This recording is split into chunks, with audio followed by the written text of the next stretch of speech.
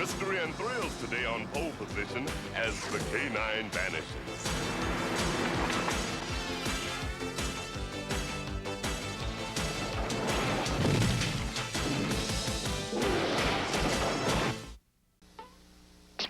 Today on Dungeons and Dragons.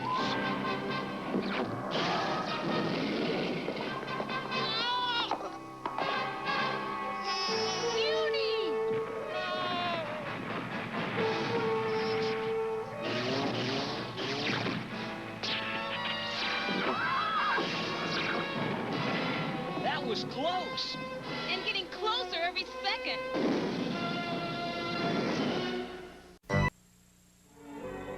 Today on Dungeons and Dragons. That's gotta be the Valley of Smoke. I knew we couldn't trust that creep. Clowns! You're not a doctor, are you?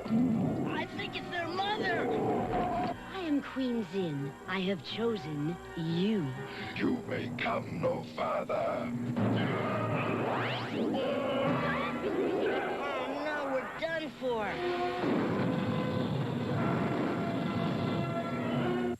With the help of the evil scientist, Dr. Arkville, the Decepticons use hypnochips to control the minds of human beings and create an army of slaves to produce a vast supply of energon cubes. Spike's father, Sparkplug, is captured by the Decepticons and turned into a mindless slave. And Megatron succeeds in bringing Cybertron into Earth's orbit, causing huge tidal waves and earthquakes which threaten to rip the planet apart as we begin the second episode of The Transformers. The Ultimate Doom.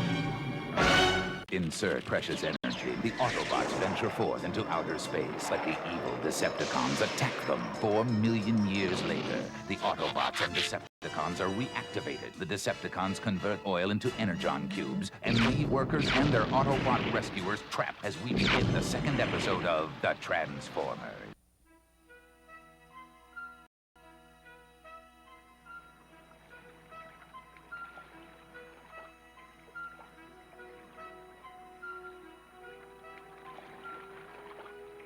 On the tropical island of Bali lies an ancient and mysterious expanse of watery jungle known as Demon Swamp, where a strange new form of robot now stalks the unwary traveler. Double-clutching excitement today when the pole position team races to find the answer to the secret.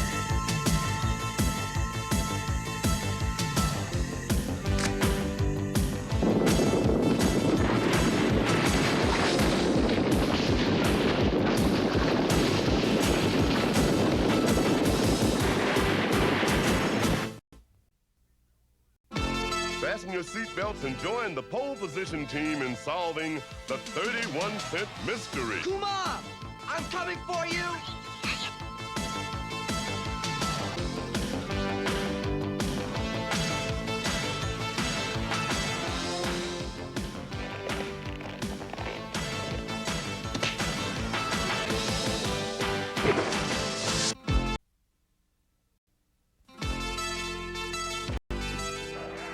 It's pedal to the metal for the pole position team as they race to solve the riddle of the 39 stripes.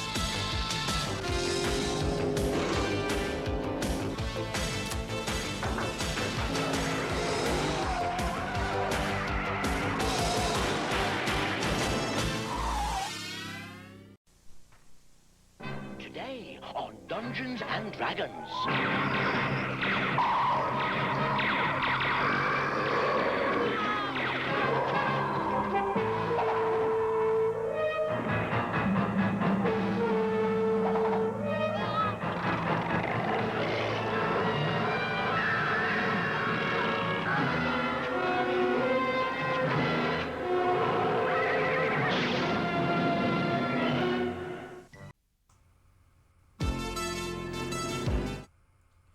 Hey everybody, it's a stream, and it's almost 1:30 in the morning, at night, morning, whatever. But yeah, it's a late stream. What can we say? Let's see. Before we go into the normal, into the non-game related stuff, if I feel like it. We previously ended it outside at the start of a delightful little place called Misty Forest. Apparently West Misty Forest, because it says West Misty, in the tag. We were led that way by our new friend Rem, aka the Remdawg. Thanks to his nuts. Yes, that's literally it. And no, it's not like that, you goddamn pervs. But for all intents and purposes, it probably should be. But yeah, that's where we're at. So anyway, let's get this party started.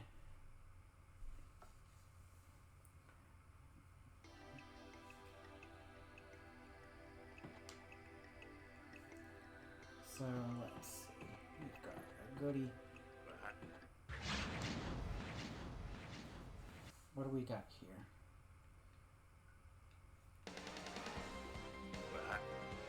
Oh, yay, it's the ants again.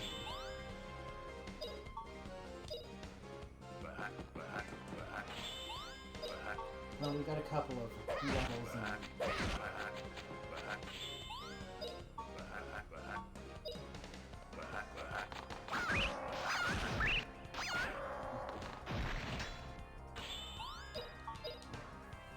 Yeah, they're easier now. Now that we got multiple levels in the tank.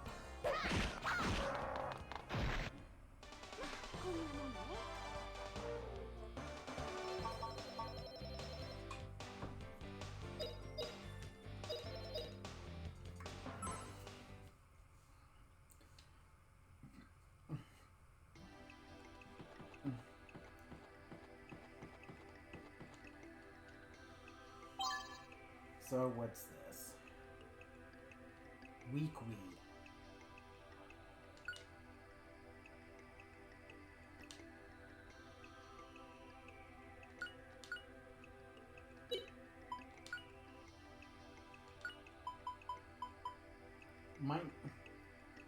-2. Oh, Jesus. So it's pretty much fucking worthless. I'm not. Debuff spells I can get behind. Debuff items, I'm not big on. I know, hot take. But that's just where I am.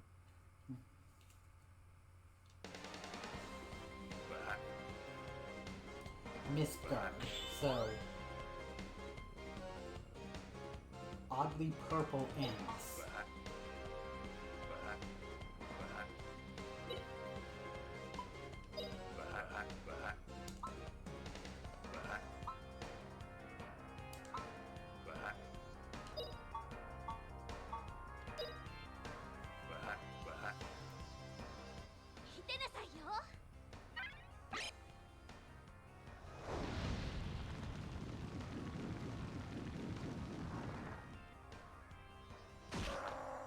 Oh, Jesus, that was overkill. We should have just done burn. Fuck. Nice amount of gold there, just nice. So, speaking of the fact that we're up late night, and late night is the default for is generally the default for this stream, it is kind of fun. I'm sure that you've heard that CBS/Paramount, they're having a time. And by time, I mean they're being plenty fucking awful nowadays. And they just announced that they're ending. Oh, wow, so much for that.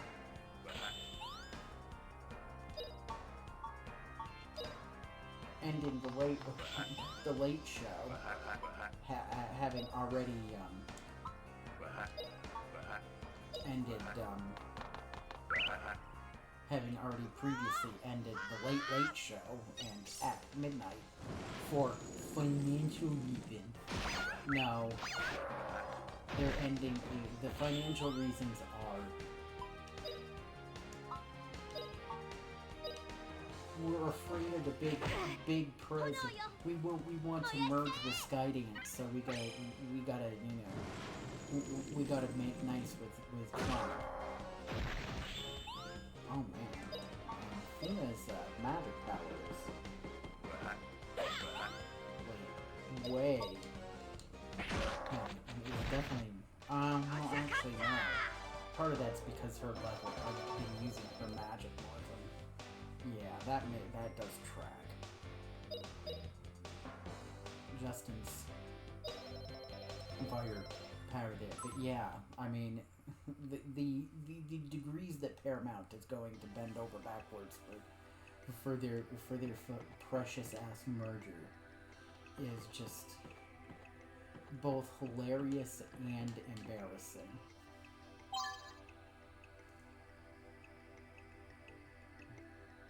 Battle Freak.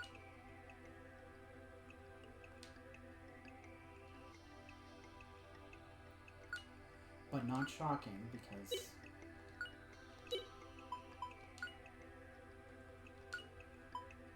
restores 10 SP to a friend. Okay. But yeah, it's just it just does not cease to. What the hell?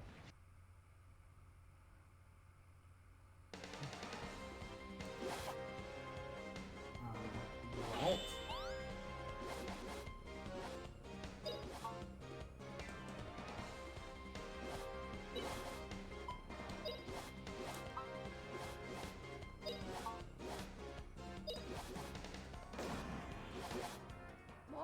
Oh, so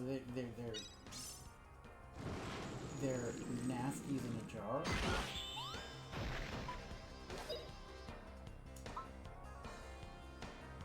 Oh.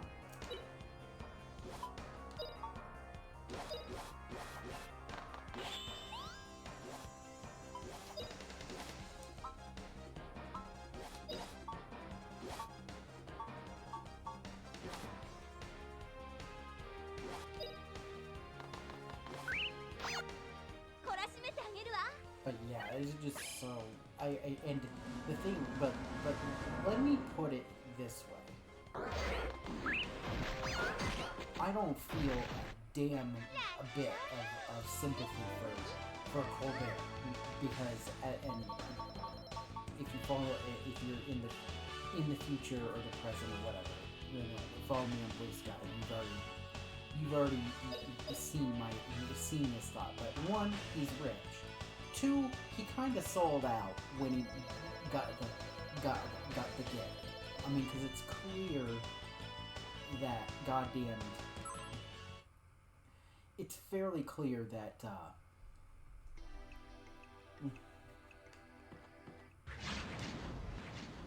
my goodness, it's fairly clear. Certainly, ambushed. Whatever.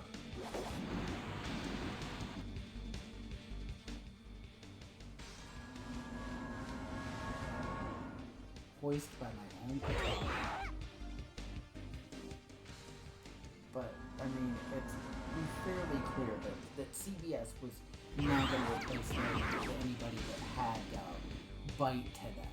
I mean, granted, yes, Crate was all fucking burned out and everything. You know, that's a known, as it were.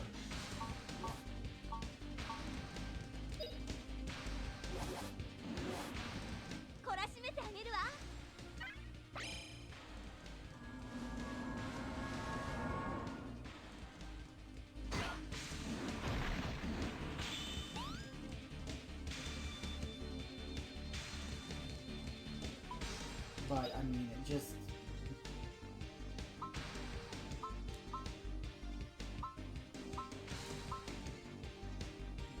It's kind of...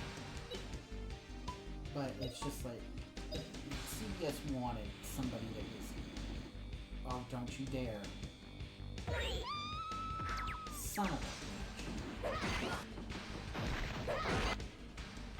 Well, I didn't have time to try and counteract. But yeah, it's just like CBS. I knew that CBS was not going to have anybody with anybody after Craig's,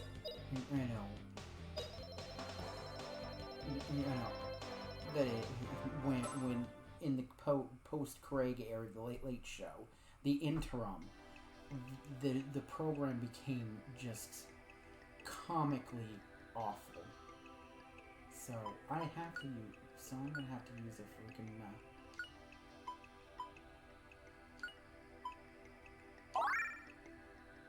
well,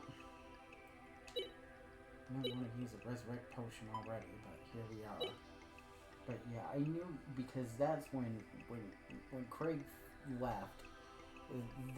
I watched a few times. It was clear that CBS didn't want anything politically, or not even politically adventurous, just comedically adventurous, because it was all so.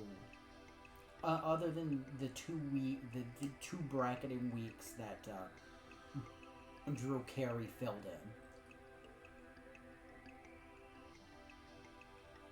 in, it was all so conventional and 50 million, just like 5 ways from Sunday. Separated from what the Late Late Show had been.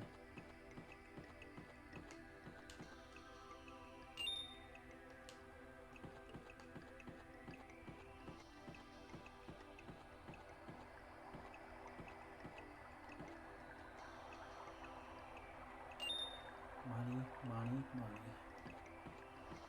It will not let us walk on water. No, you are not Jesus. You cannot walk on water. You must follow the path. Follow the yellow brick road. Follow the yellow brick road.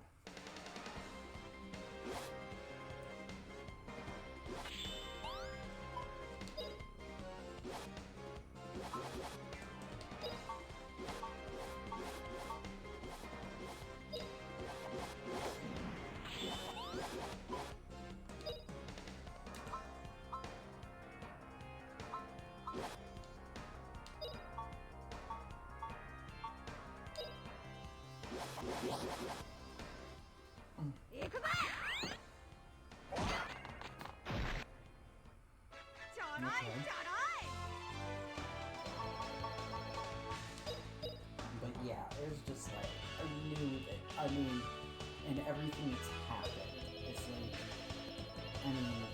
I'm not saying that Colbert was, playing Republican was the greatest shtick ever.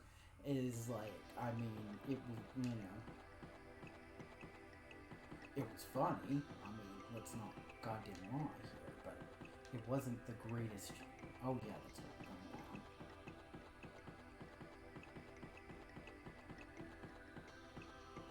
What?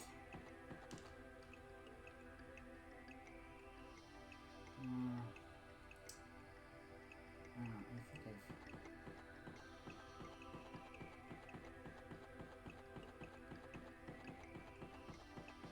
Oh, I see it now. It was hiding. But it's just... but the worst part is that it's gonna also... It's also gonna take out... It looks like it's also gonna take out...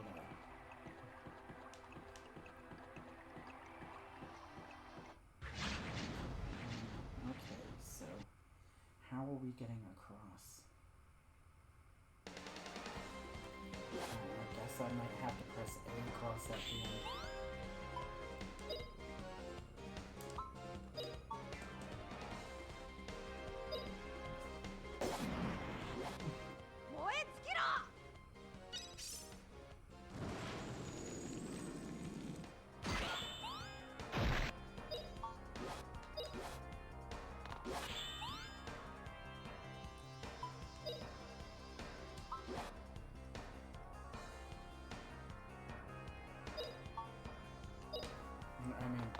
because South Park is the Skydance is like trying to insert themselves into contract negotiations with South Park,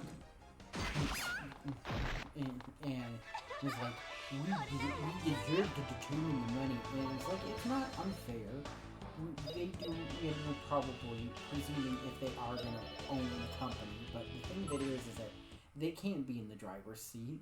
They just, but there apparently are. I mean, nobody's denying, that seems to be, yeah, I guess I'm going to have to. And it's just, of course, it's like South Park is far from perfect. In fact, I think we can... Oh, yeah, I did have to walk across the block. I'm far from perfect.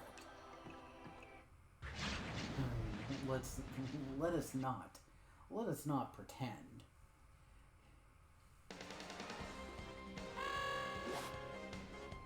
Bird Drake. They made Drake into a bird?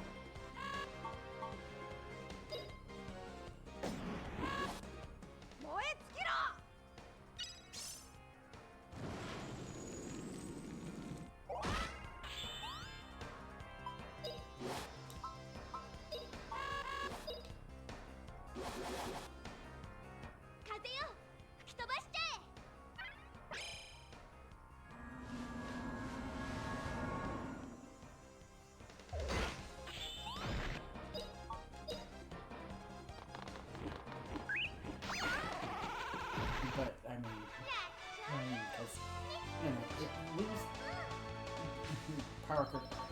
at least Stone and Parker kind of have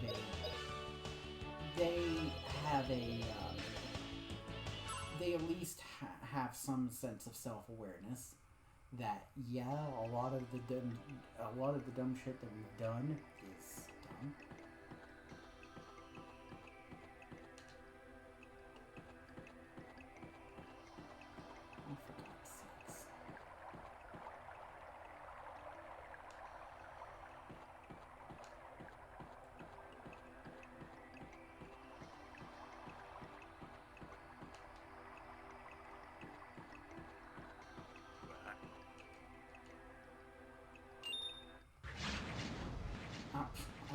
I got attacked from the rear by an ant.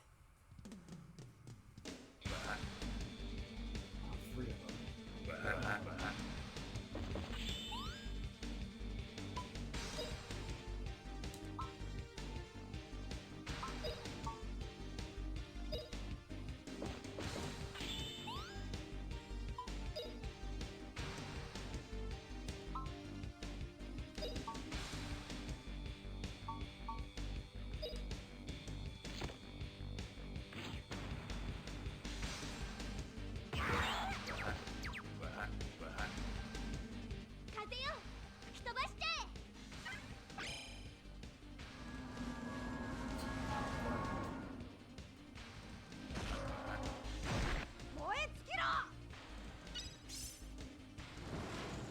Oh, well, that's better.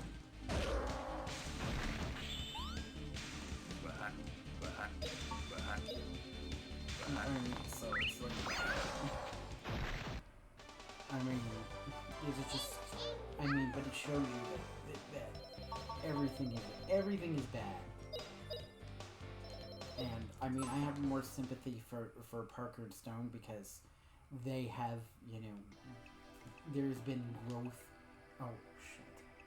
I don't want to do that.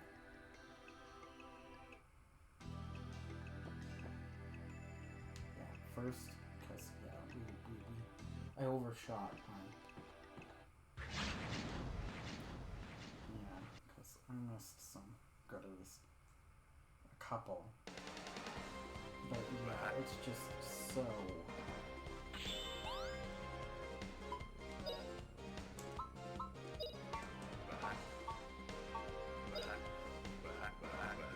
so utterly ridiculous, the media situation, and we can thank our buddy Bill for it, because, I mean, He's the one that did the kill shot deregulation that allowed everything to become, 4 companies. Got a bunch of items that I'm probably gonna have to drop. Or I guess not. No. Discard inventory. Let's see.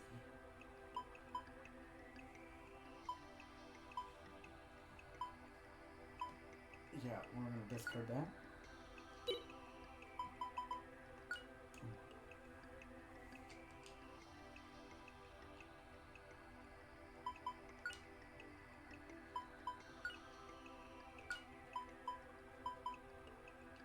Now, MP 3 level 1 MP to 1 friend. That isn't even that.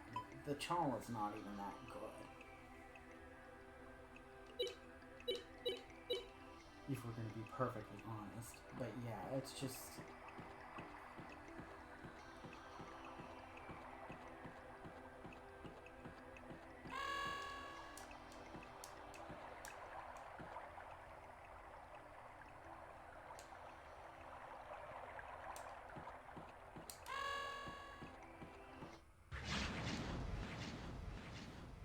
Jesus Christ. Right. What?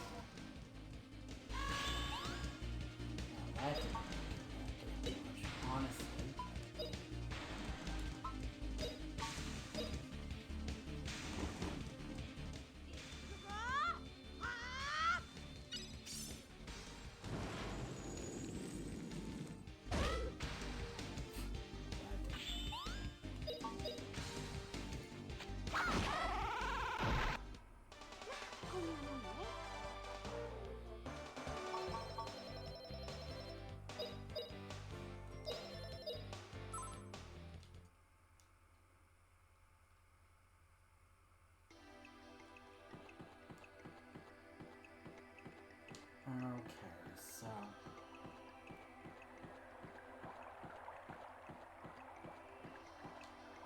Okay, so it's that, and then Saturn.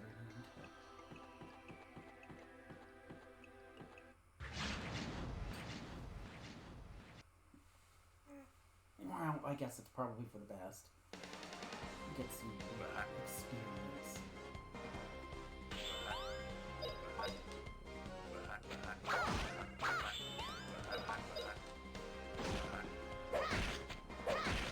Jesus.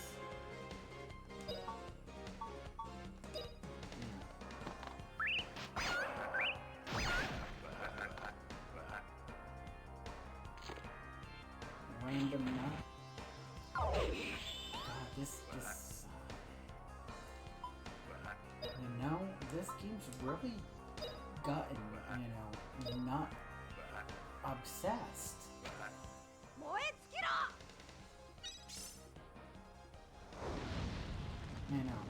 All of a sudden, nuts everywhere.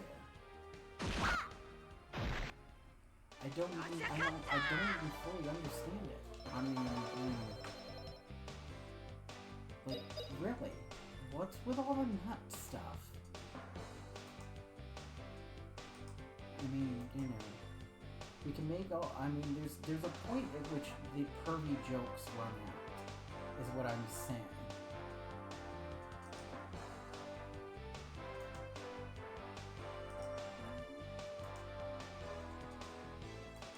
If you know what I mean, it's just like I can only do so much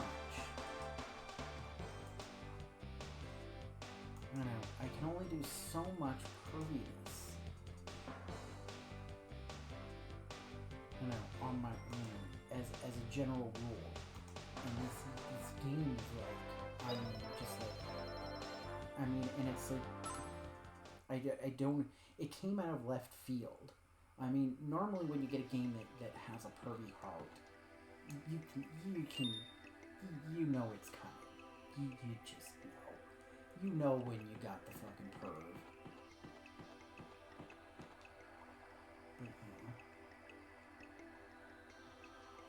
So, yeah, we've gotten everything.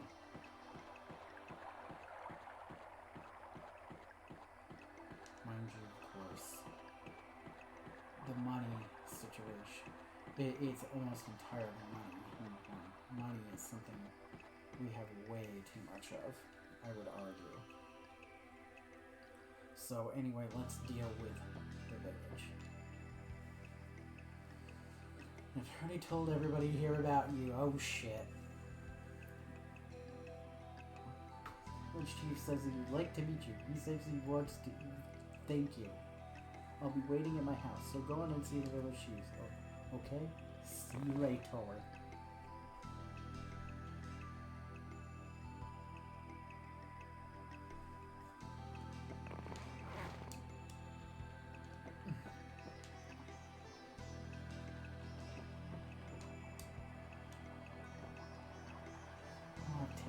They flutter them around like wings. I wonder if it's a very useful.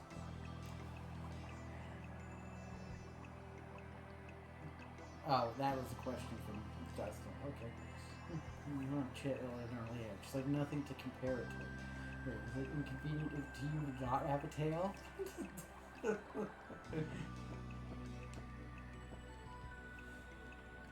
Tell us, the ones who came here with Ram.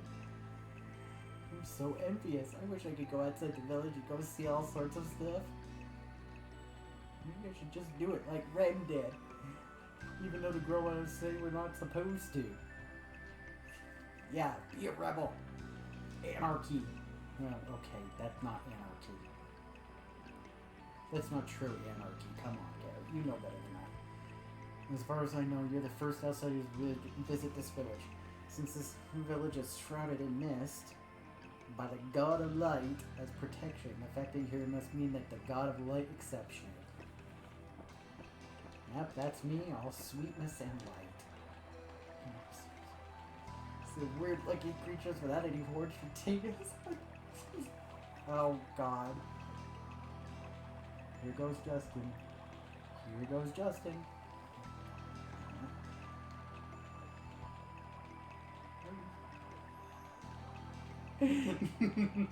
God. Wow.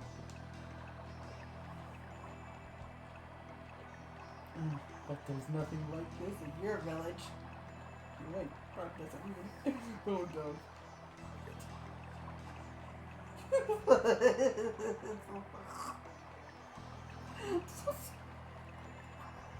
Oh my goodness. Okay, well that's a cultural difference. It brings bad luck. Man, they're having a riff on the whole, poltergeist haunted cemetery bit, aren't they?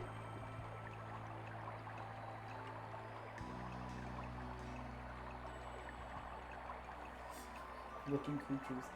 There's no tail, not even any words on you. Oh, Feena! Feena! You're supposed to leave the shitty comments to Justin.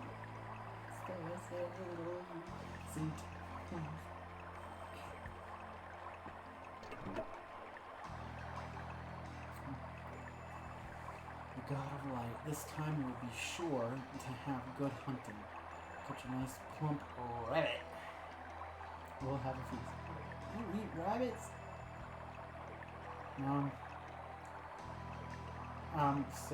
Sue? Have you ever heard of Hassenpfeffer? I mean, yeah, we know that. I know that Elmer Fudd does the only hunts bugs sport because he's a horrible one percenter. Because he owns a mansion and a yacht. This is established.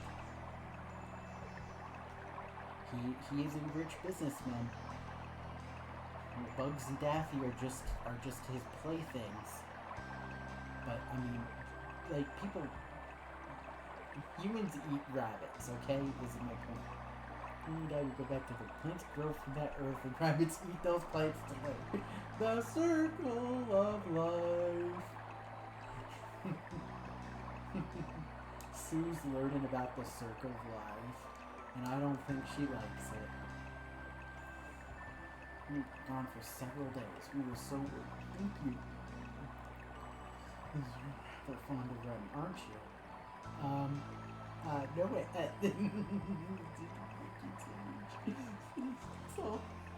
Oh, yeah. Somebody sprung on a Remdawg. It must be that thick Boston accent. A what?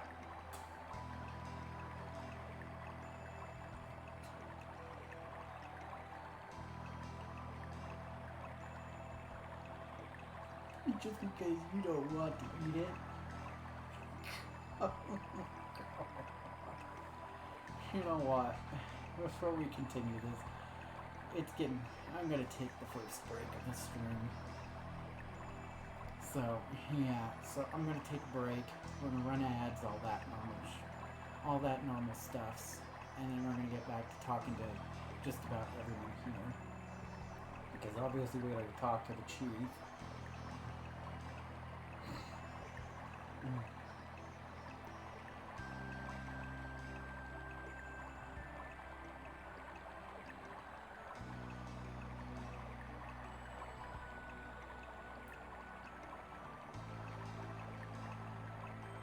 Oh my goodness. We have a shop in this town. Holy crap. I just looked at the guy before. Yeah, I got sidetracked. My brain. Sometimes. Anyway, take the break. We're gonna take the break. We're gonna talk to people. We're gonna find this damn shop. And yeah, and gear up and sell some stuff because I got crap to sell. But anyway, I'll be back.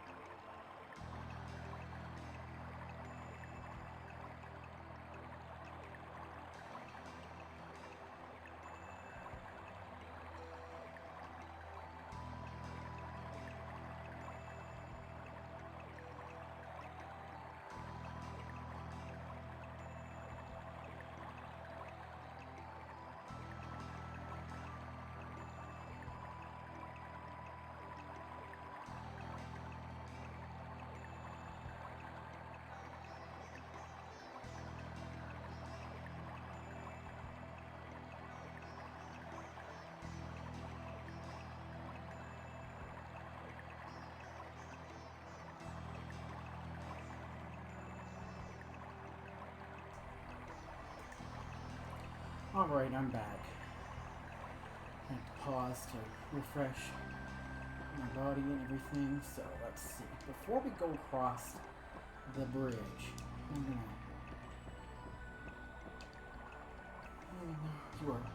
we're gonna check out the rest of this side of the village. Yes, my friend. This tree belongs at the God of Light shrine. I'm guarding this place. The God of Light, his patron's gone. He flies down. Isn't he? Fly? Yes.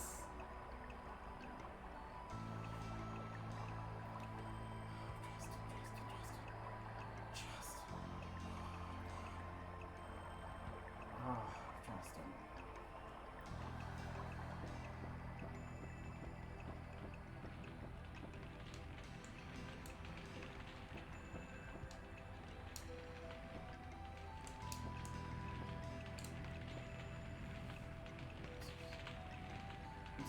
Also pleased with what you did. Thank you so much. Your first freaking adventure is... Oh, what a humble brag, sir. Your first great adventures always do this sort of thing. Nope. Oh, it's Rem's house. We're gonna wait till after. I didn't realize this house was like right on top. My mama told me to thank you.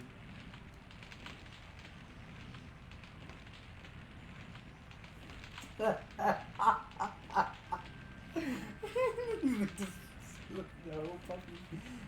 You could have explained that Puffy just, yeah, that's all that Puffy says.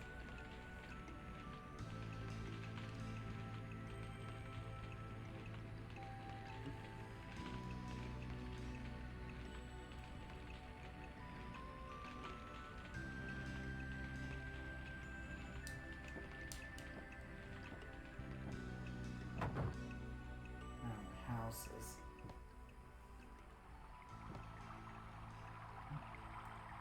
Having warns. There's no sun where you live.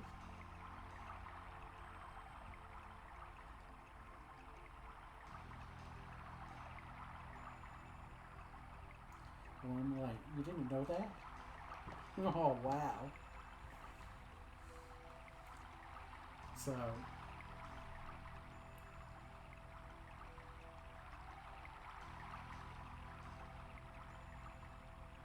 Justin, shut up. You're canonically 14 in this game. Shut up. You're still a kid.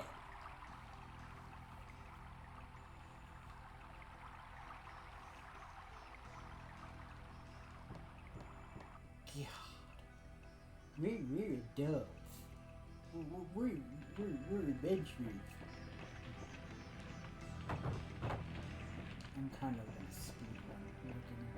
Speed through looking at stuff here. Because I kind of, with this shop, I kind of want to see it.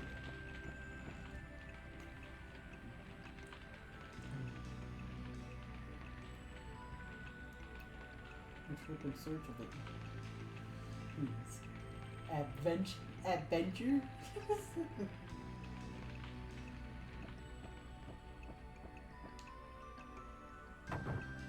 No, there's whatever. It's, yeah, we need to talk to him, I guess.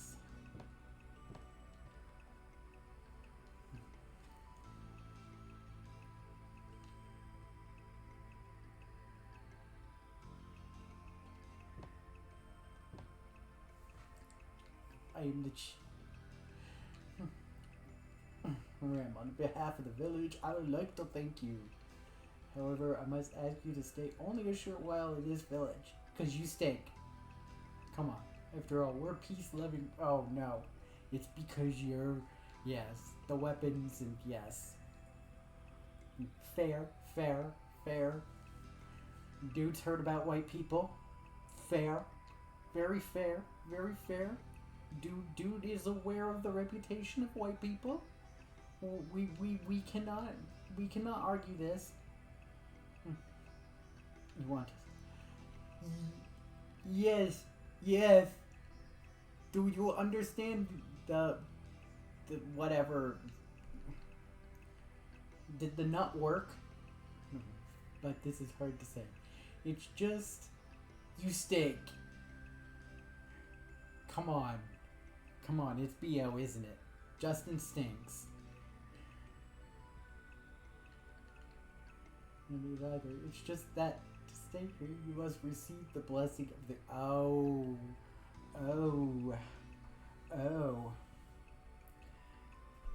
You're bad juju. Which... Fair. Fair. Very fair. I cannot argue with these statements. This is all very fair.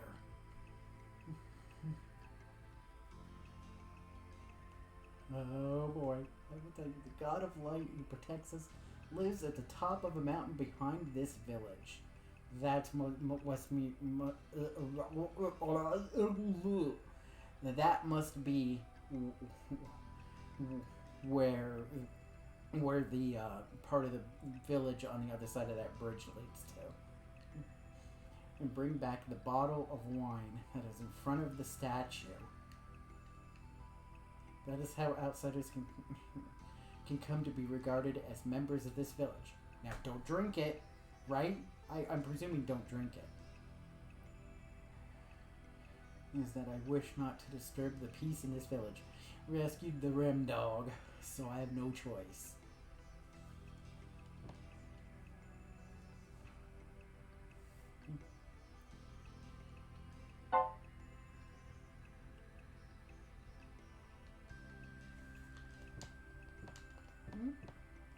I mean, you know, but it's fair.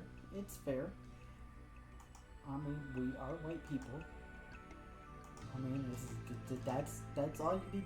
I mean, well, okay, it's a Japanese developed game, so I'm kind of assuming white, but you know, come on.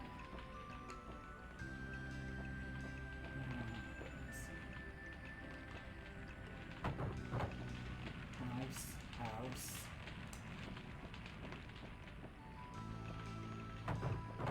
Weapon store. There we go.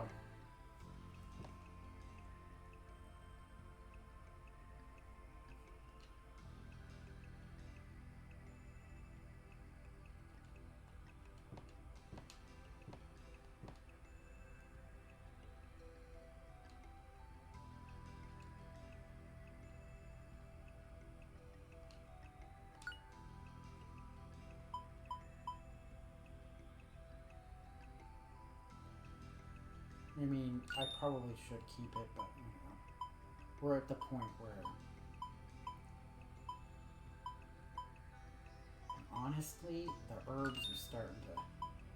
The efficacy of 15 hit points is starting to lose its... My god. Look at that money. Look at that money. Oh yeah, that's right.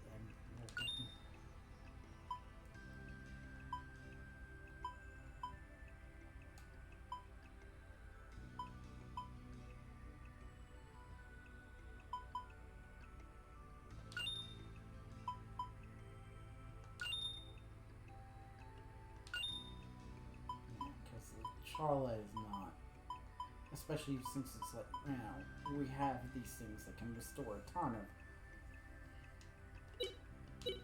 Alright, so let's see here.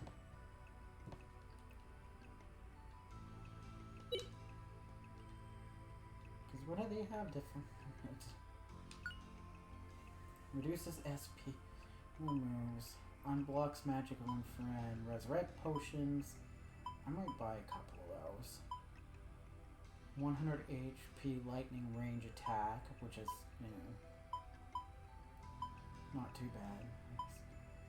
Cures paralysis, unblocks moves of a friend, restores 50 hit points, cures confusion, the bow fruit, puts all enemies struck by bubbles, and range attack. Revive, yeah, so I'm gonna buy a couple here.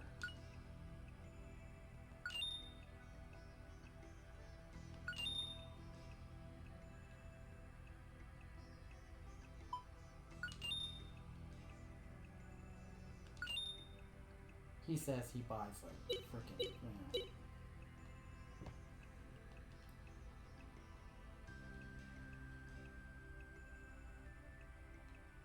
And I have no mana eggs right now, which, I mean, because I would like to get the dig-in for freaking Feena, the earth magic, so that we could, you know, go from there.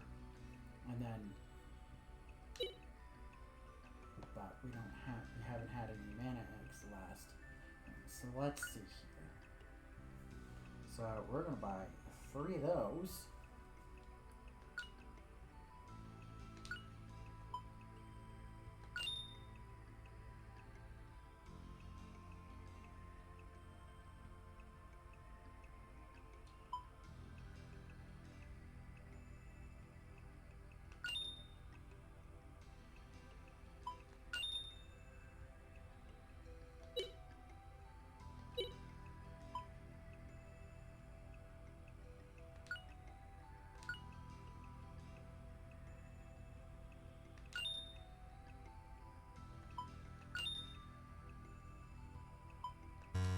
Oh, I gotta sell some goodies.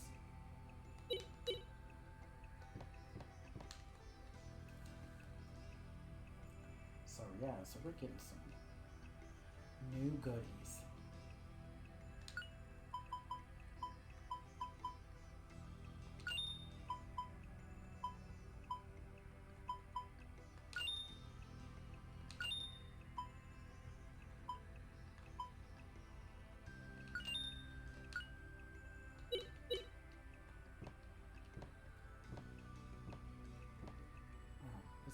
That's the item, or the magic one.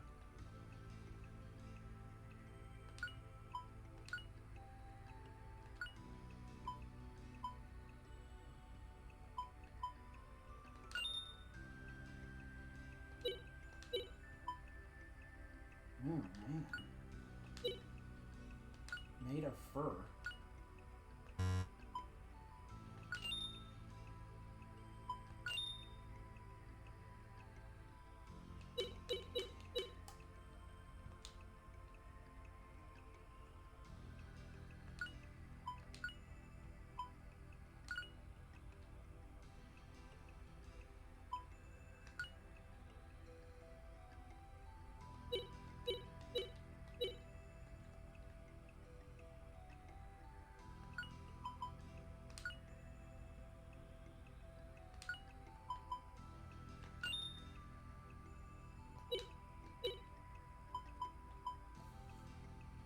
So that's pretty much, yeah.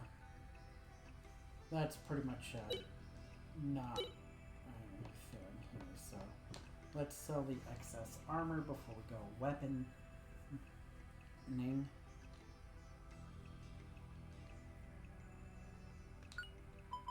And also double check.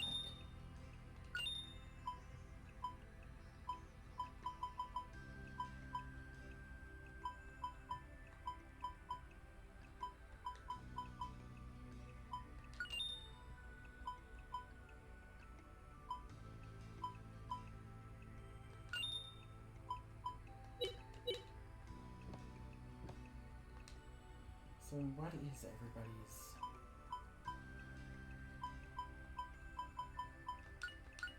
Yeah,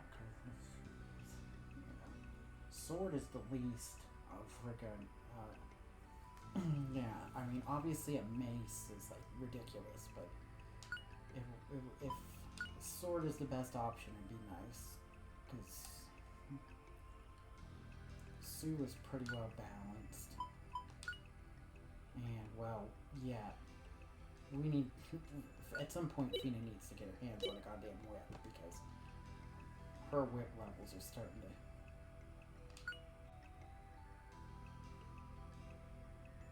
Oh, that's...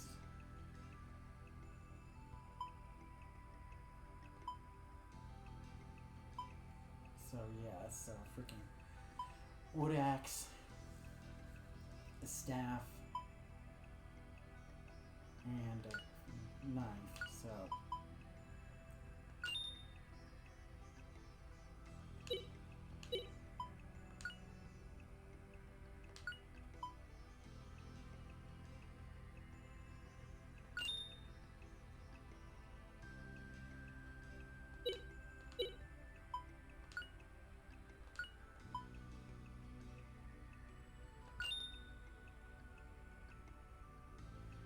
Holy Jesus, though. Look at all that. I had freaking... My God. I had 20... I had what in excess of 20... I mean, before I go crazy town here, let me sell my old weapons.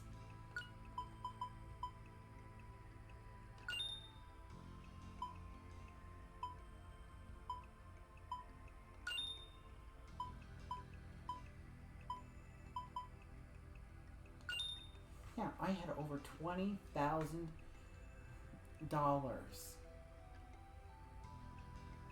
when I came into this village, and now I'm down to just about basically 7,450. Holy Jesus.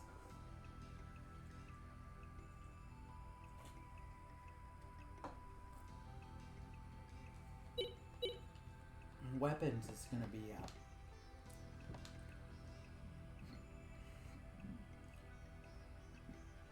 it's gonna be something else.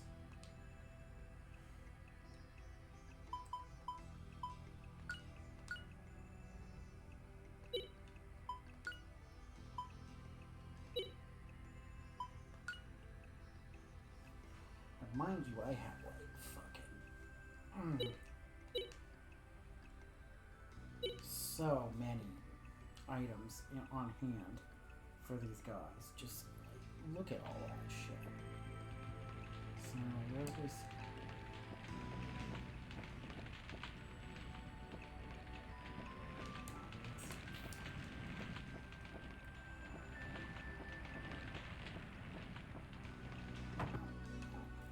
It's the nice house, yeah. For rescuing Rem. Thank you very much. By the way, as much as we'd like to you here, I'm afraid I must ask you to visit the village chief. We already did. And this, so we can't...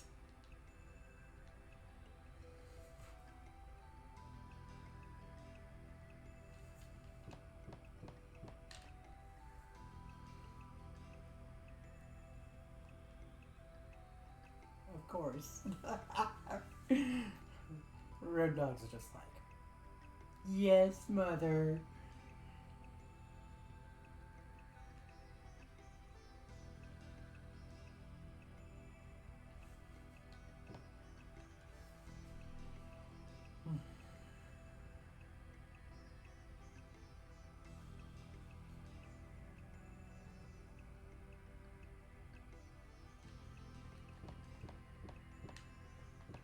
Oh man, I can't even get at that. I can't even get that at the... I mean, granted, the store has that, but yeah, that's...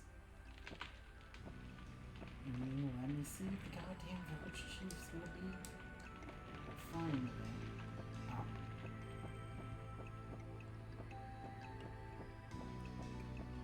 Jesus. Not having a map for this is not helping me.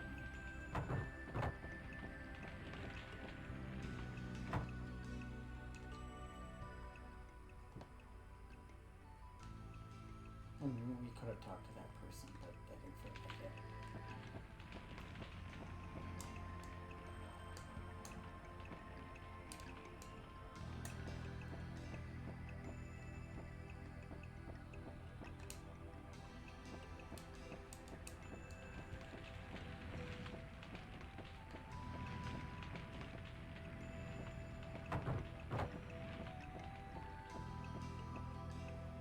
There's a safe spot.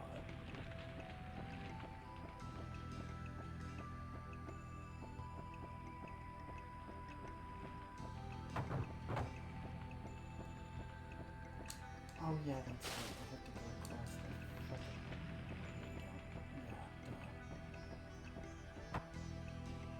Yeah, let's see.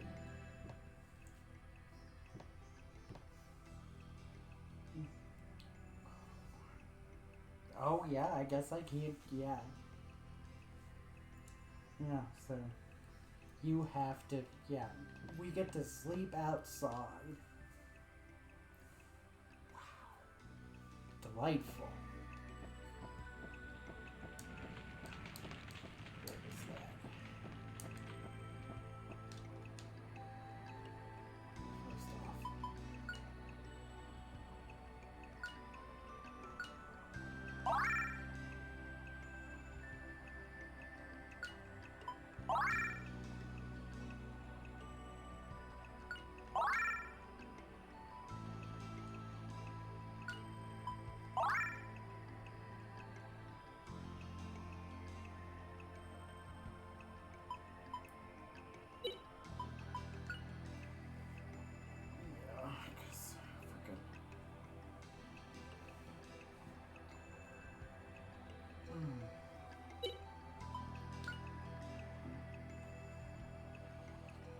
that's the thing now, is a fucking dig.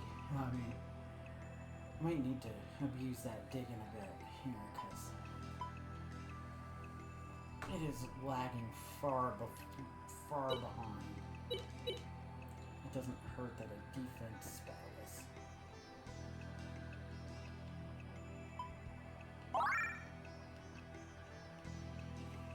Not the flex you would expect it to be. Not at all. Not at all.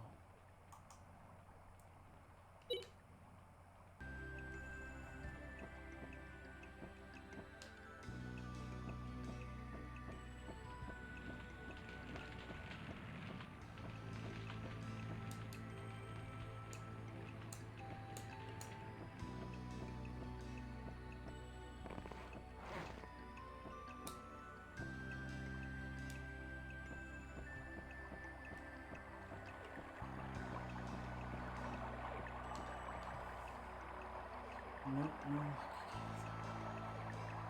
I'm looking for a guiding stone. It's a mysterious, beautiful stone that can make any wish come true.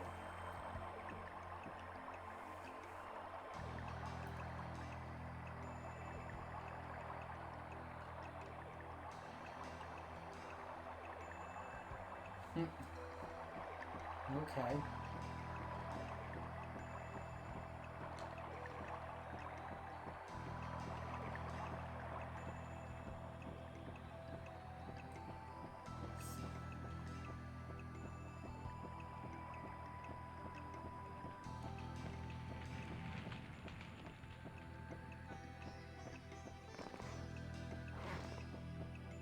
Yeah, the mountain.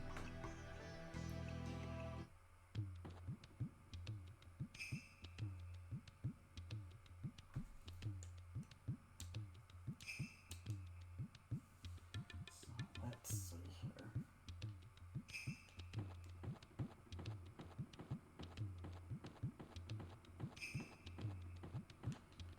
Pretty up around here. Purchase some money. You know, to replace all of the money I just fucking totally spent.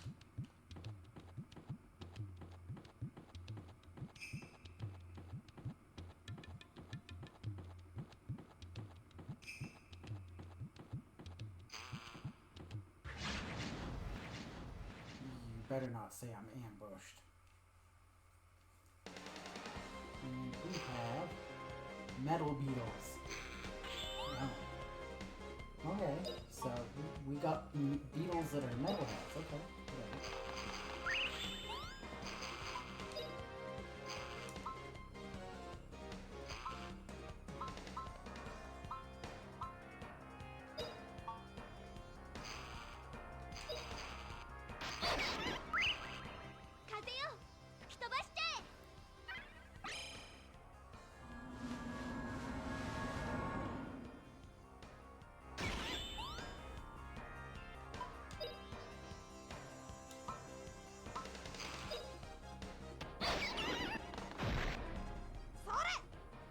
I'm just gonna start up using this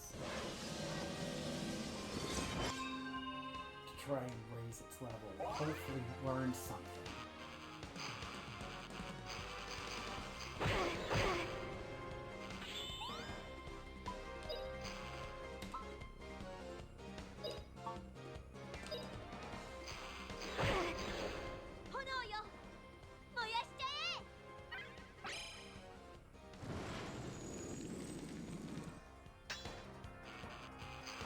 Ow.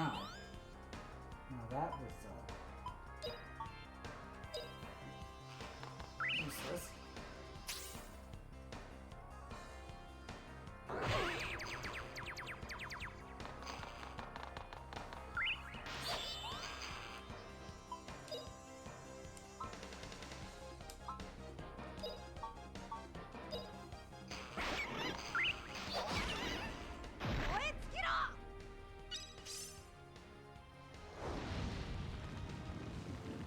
Okay, maybe we won't kill, but you know.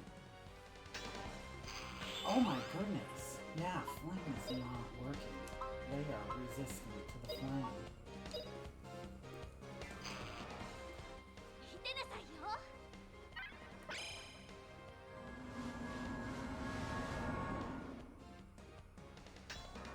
Oh my god, I didn't even realize. Holy shit.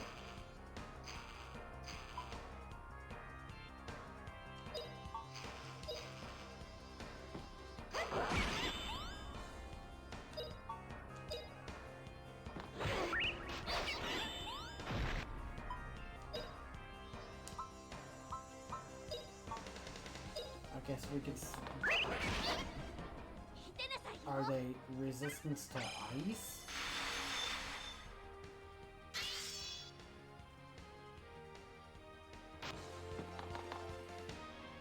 Okay.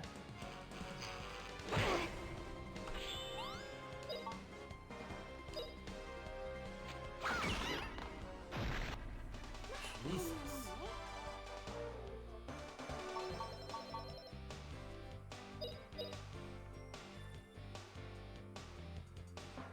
Yeah, and since I didn't and since the spells weren't successful, I didn't gain any. Because I got the, I didn't even gain the water. Unless it already counted it? It not, I don't even know at this point.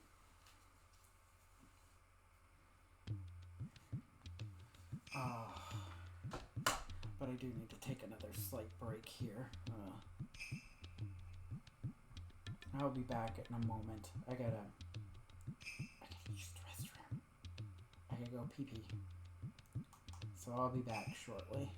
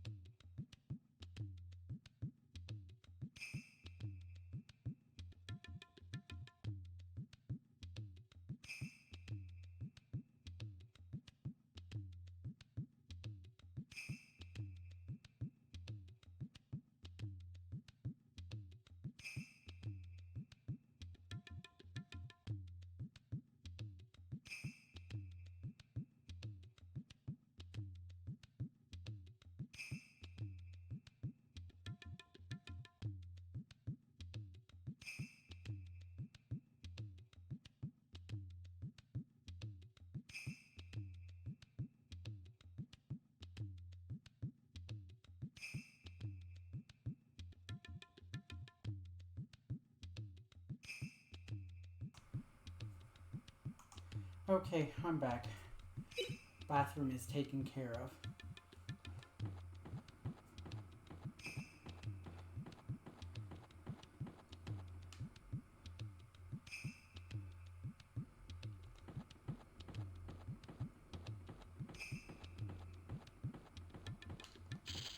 Snack.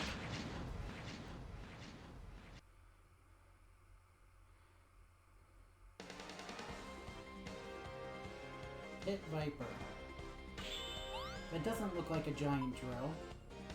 Did you guys... I mean... Oh, it's Sue. Sue gets to go first. Oh, dang it.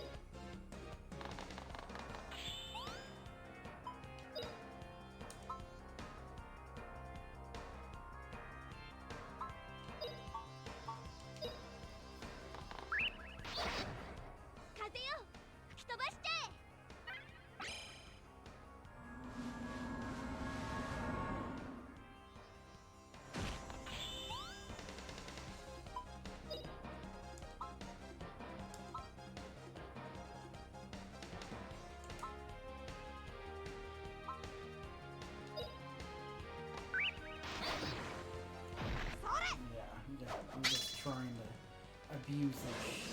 Yeah.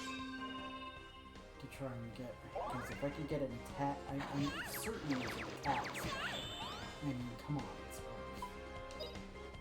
Earth spells always. Yeah.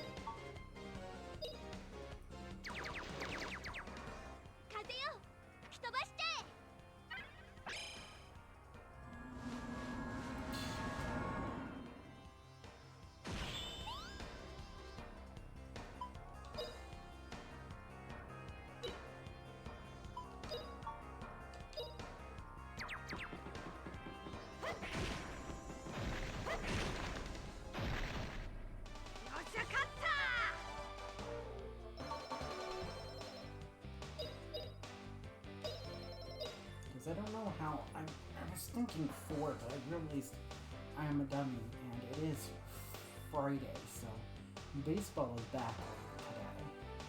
And for me, the Red Sox fan, and just over...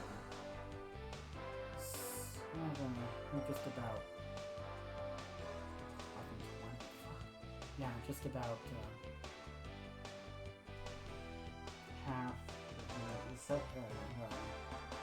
8.5 hours, so I could probably, if I wanted to, or really screw my life up, I could, right ahead of my birthday, I could, you know, try and power through, have a nice long stream, and then, you know.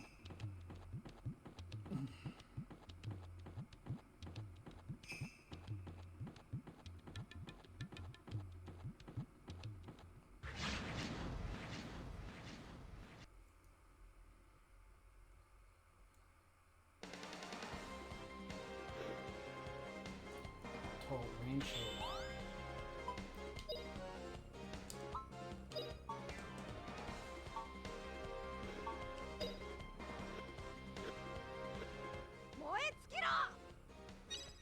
yeah, trying to power through the long boy here.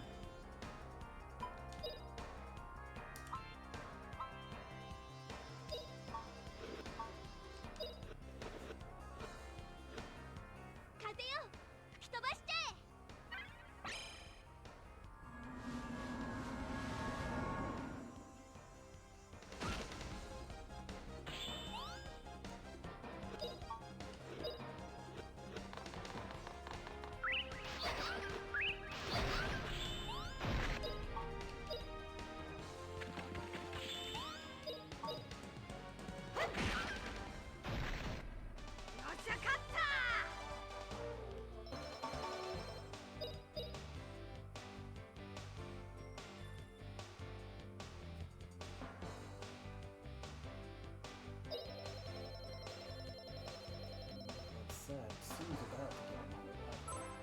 And Justin ain't too far behind.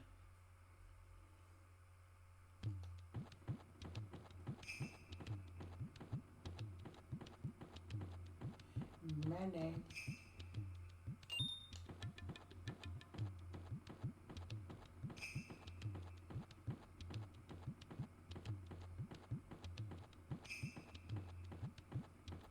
I will just say this much. This game definitely takes a lot of cues mechanically from previous, the other competing JRP series, and, goes with it. I mean, the enemies are visible. Enemies are visible on the map at all times. It's not.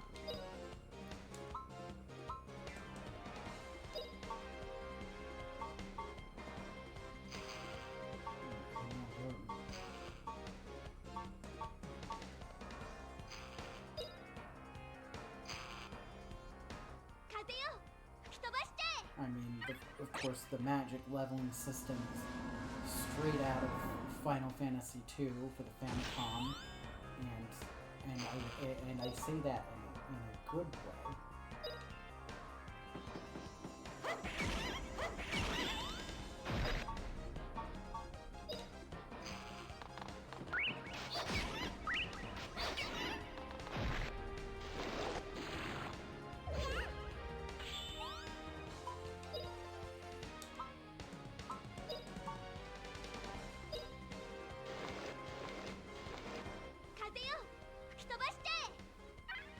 Thank you, Third Snake, for not straying too far.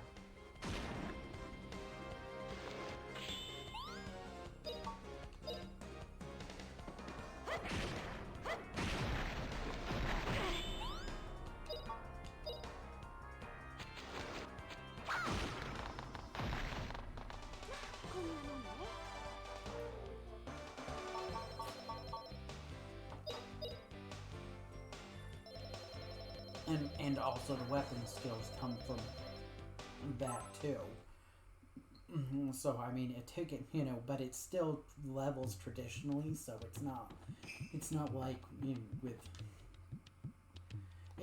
with FF2 where everything's just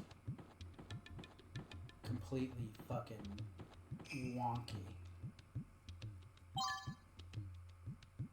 So what did we get?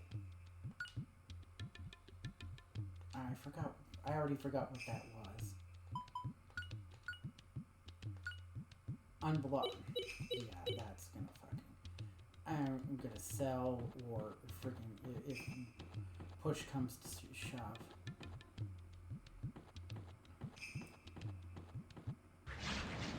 Mr. Spooters got caught in the corner.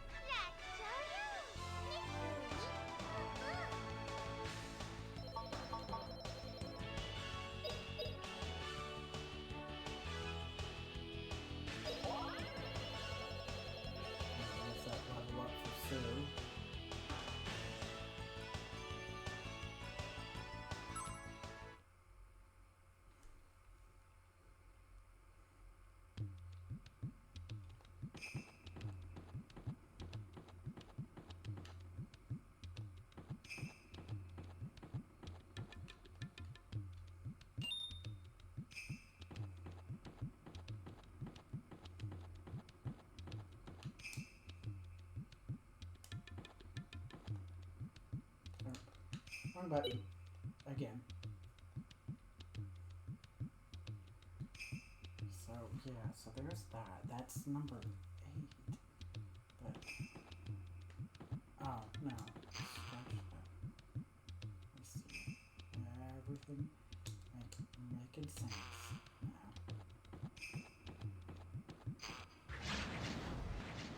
Sort of.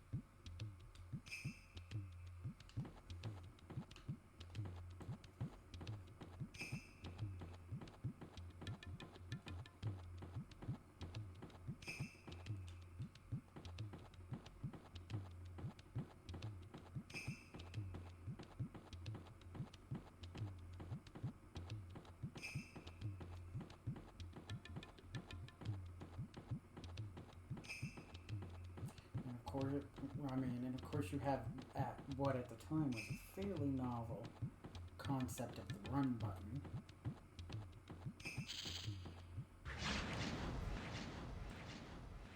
Don't you tell me. Yeah. After all, take me through.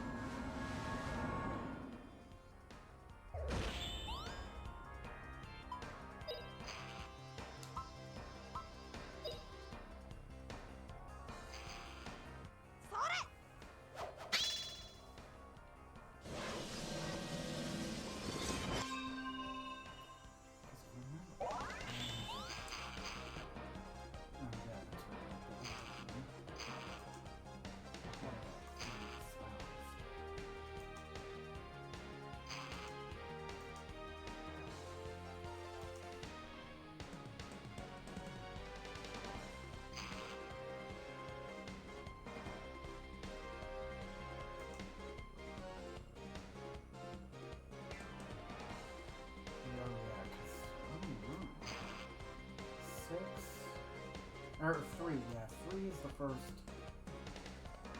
level. Yeah, once we get to level 3, there's an attack magic for Justin with the earth. So, you know.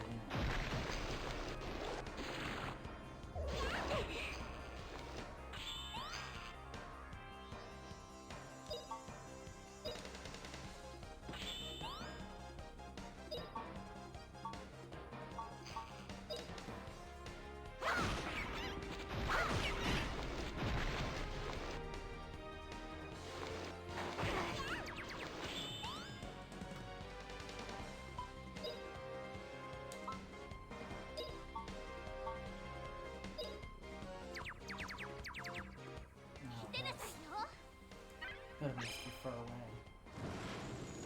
Yeah. You move just out of it.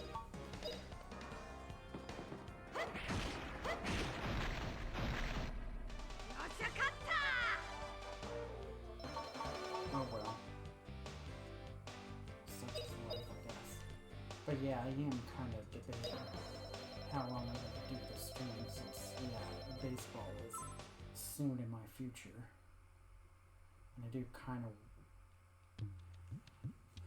thanks to the fact that the Chicago Cubs love their day baseball games.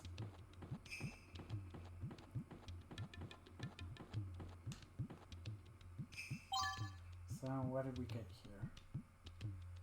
Oh well, let's see the life.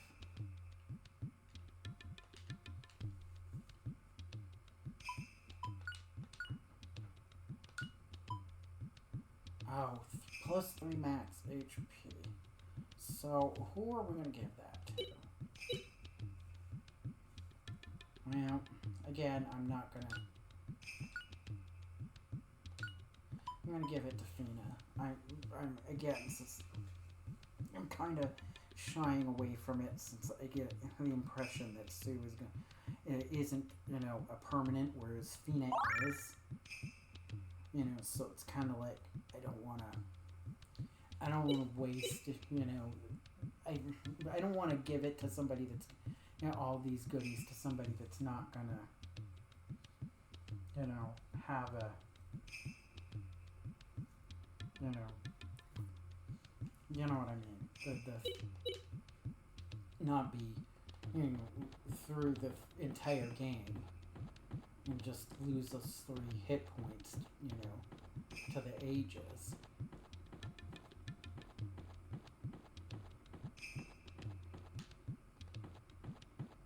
Oh, here's what I need to... So, let's see.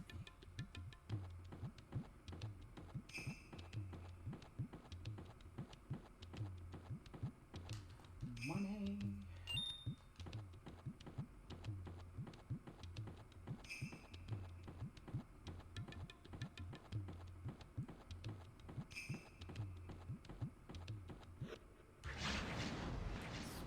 computer.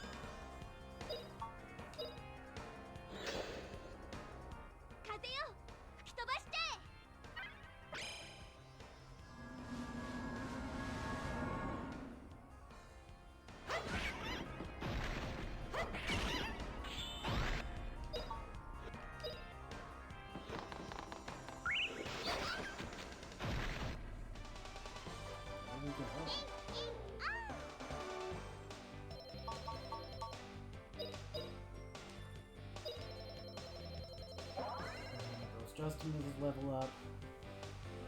And of course, Feena's rounding towards hers.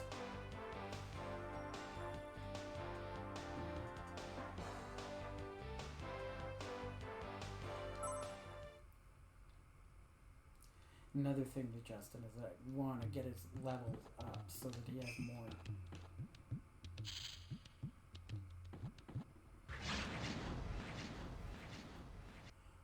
HP hanging around here.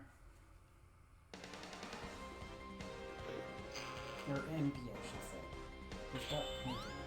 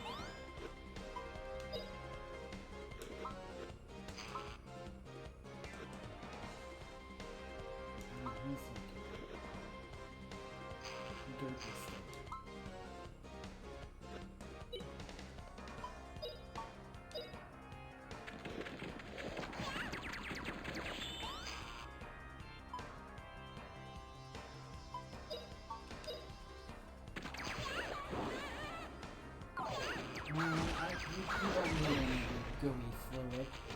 Gross. Really? Sir.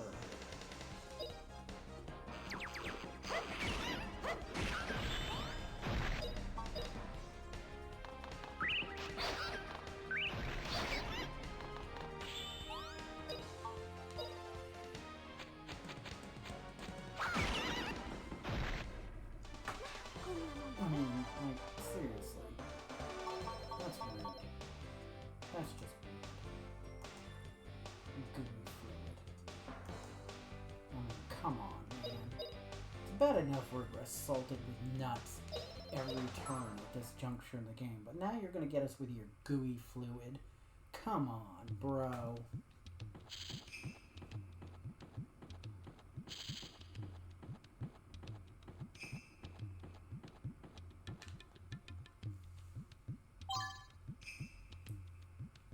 What's this? Charm.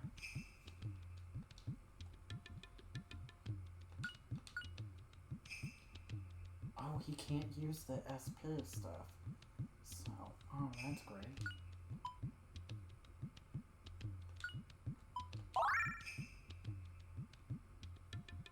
Gives resistance to paralysis. Which... Oh, and Sue can't fucking...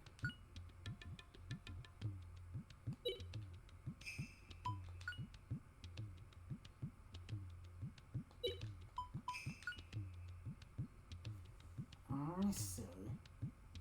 Yeah, so they blocked it. Yeah, so she can't use any of her SP stuff.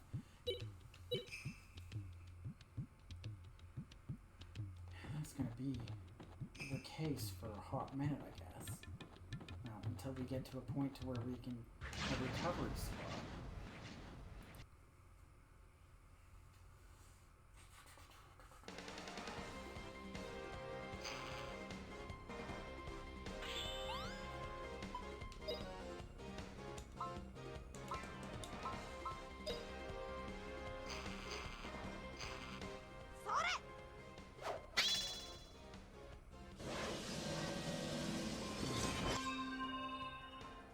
Doesn't look like it's gonna happen.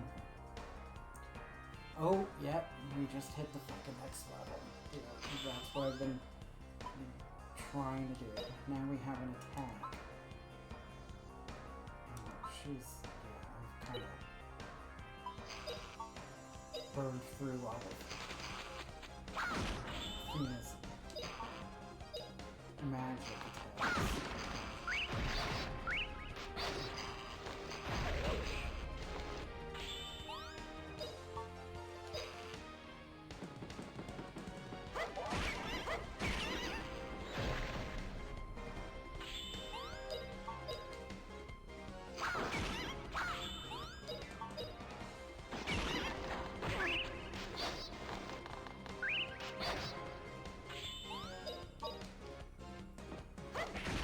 Almost at time. Another break. Because why not? Pay attention to what it is I get for an item. Which means... oh! Look at that. That's how fortuitous! Yay!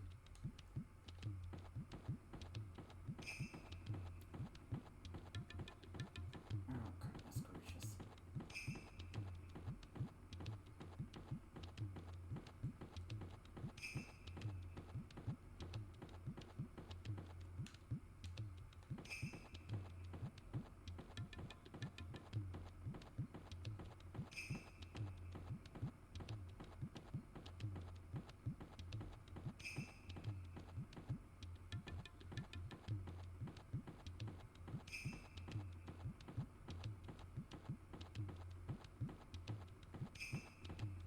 Money, money, money, money. So let's see.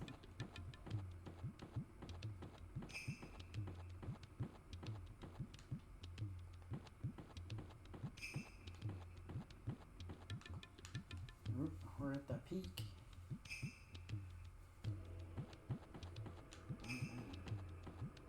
It's kind of flipping out. I updated.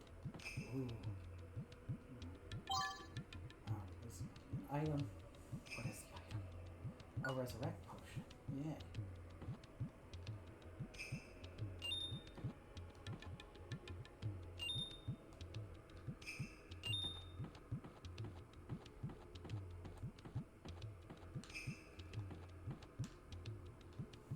That would be a whip.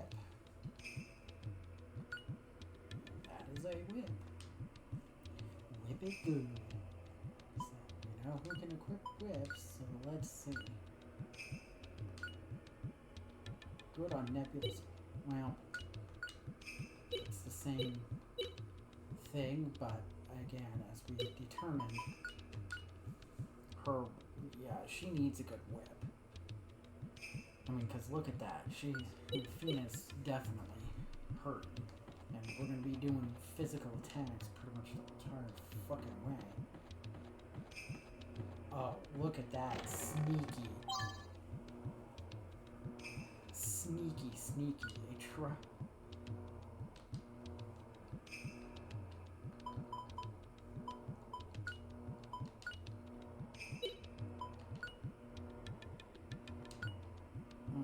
Speeds up RP.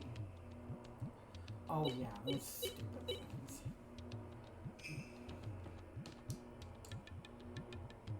Oh, double sneaky. Look at this. Look at this. A light god amulet. Is that what we're looking for?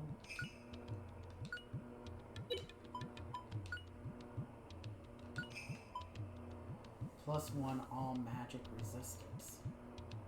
That might be. We need to think about that. In fact, yeah,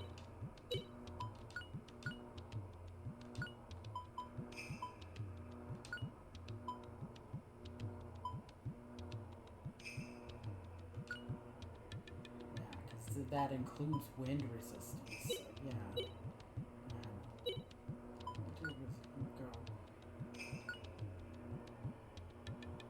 Now that's, I mean, I don't use it very much, but that has utility. For defense, poison resistance.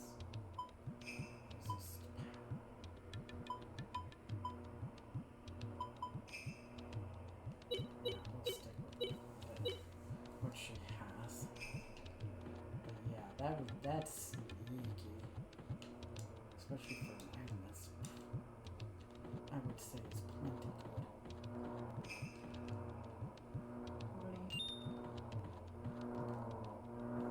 Use the wine bottle. The god of light will bless us. Our goal is the end of the world. We get kicked out of Root Village now. Let's dig it. Yeah, well, that's the point. So, yeah. It's almost out of time. Let's take our ad break. Get some to drink. Move around. Pee. Whatever. Yeah. We're going to take our ad. Run it now. Everything. We'll be back. And the long trip down, which, since there was no save spot and no boss, means we're going to be doing physical fights because all of them enemies are going to respawn. Of course they are, because we left the stream. So anyway, I'll be back.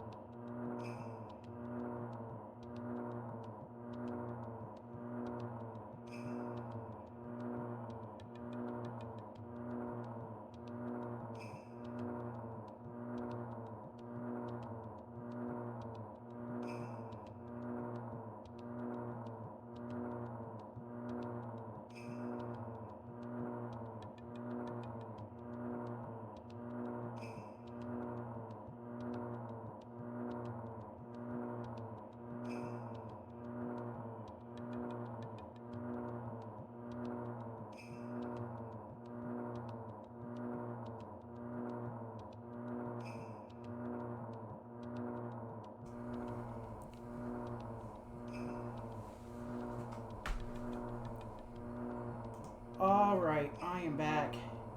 Hey, Eppo. How are you doing? I am here. I was just on a rest break. I think I know what's coming. Given my lurky tap situations, I think I know what's on the way. I will try to act appropriately surprised.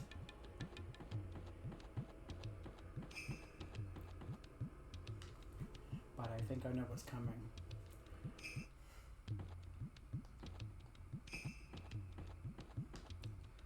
Okay, so we gotta go.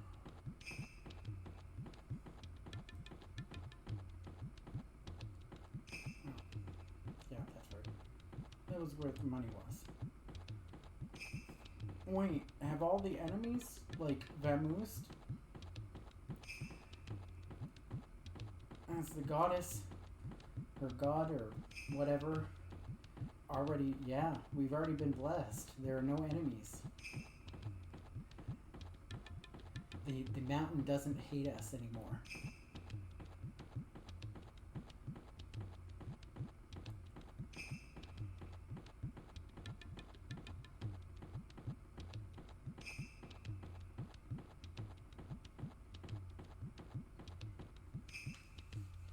All right, let's go.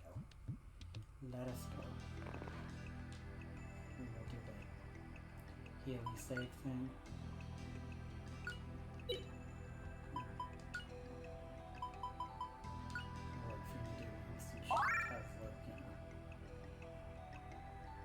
Light is an example to America. Yeah, it's that raid. If she can't work, that's right. Give her that goddamn shout out. If she can't twerk, I can twerk, you can twerk. Lauren, guess what? I'm gonna sit. Are you sitting down right now? Hey, Eppo. Hey, everybody. You can twerk too. Everyone can because Light has shown us the light. Let's be real. Dude, I love Custom raid award. So Light is amazing. I made that like forever ago. Custom raid alert. I made that so long ago as a custom raid alert. When I was feeling, yeah. Oh, goodness. Yeah, thank you for the raid, Eppo, and thank you for everybody. Yeah, so, oh, goodness. So, where should we start here? Yeah, so, what were you up to, Eppo? How is everybody? All that fun stuff. You can turn down some times. Okay, so where was it at? Yeah. Yes. Unfortunately, it's a role-play game, so there's not much screaming. It's just like, ooh, Castlevania. Oh. Ooh, fun times there then. Unless it's one of the awful ones. You know the arcade one, or Lords of Shadow, or maybe other awful ones. I mean, the 3D ones, are kind of not great, but they're not awful. But you know what I mean. Good times. But anyway, let me introduce myself. Hey, Toji.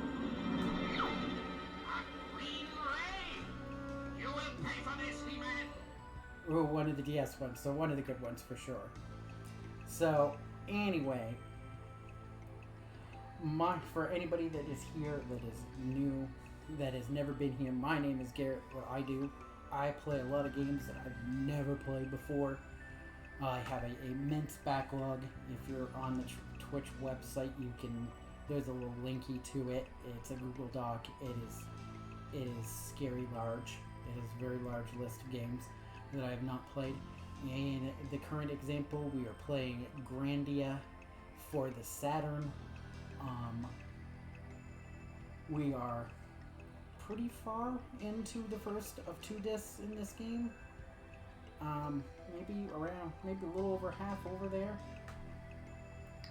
Yeah, so anyway, let me give Toji a shout out.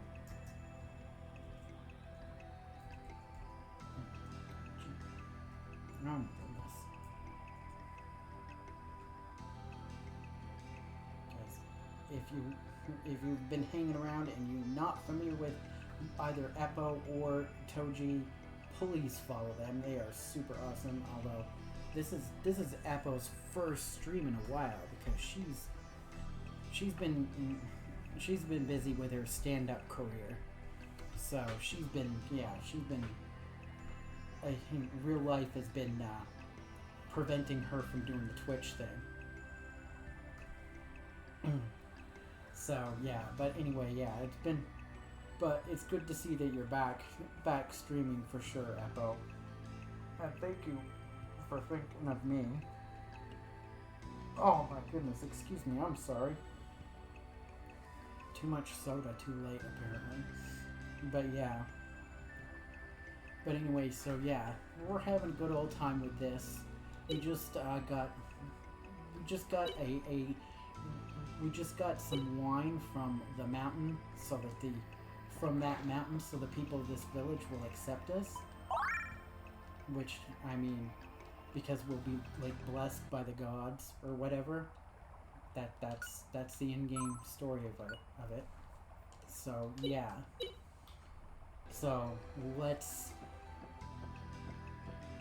present our bottle of booze to the village chief.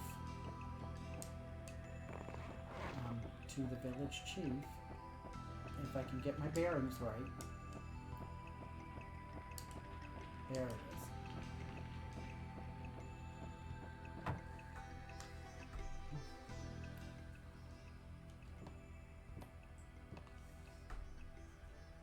Yes. Yeah, you all must drink so... Oh. Okay. Okay. If you got a drink, get ready. That's not beer. That's not booze. That's Coke. If you are not familiar with my practices. Okay. Yes. Once the wine enters your mouth, the God of Light will accept you as one of us, or it will kill you. Right? That's the implication. Or it will kill you. Right? Right? This is where we're going. You could just put the bottle to lips without really drinking. It's as simple as that. Oh. Or you could simply be on your way. We wouldn't mind at all, you know? It's like, wow. Very passive-aggressive. It's like, God damn you, you white people. Piss on our traditions.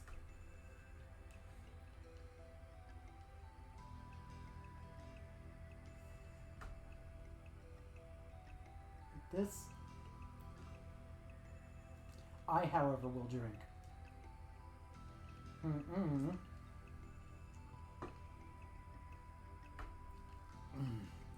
Toss away those unreasonable ideas. Sir,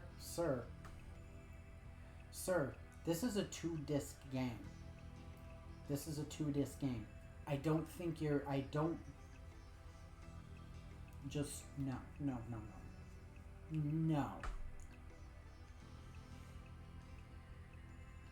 Heard from Remdawg that you want to cross the end of the world. To do that, you have to get out of the misty forest, endless though it seems. That's right. You would need something like that. Yes, there's a lot of nut talk here in this game. This game is, yeah, these people, they use nuts. So yeah, there's a whole nut thing going on here. Then we had spiders with their gooey fluid. Yeah, so it's you know, Just be warned. It's getting a little pervy in here. Not my fault. Not my fault. It's not my fault. You can talk to Sega Extreme, who did the fan translation of this game, of this version of Grandia. You can talk to Game Arts. Just don't blame me. Don't blame me. It's not my fault. It's not my fault. I didn't bring the perviness this time. My friendly advice: do not attempt the crossing.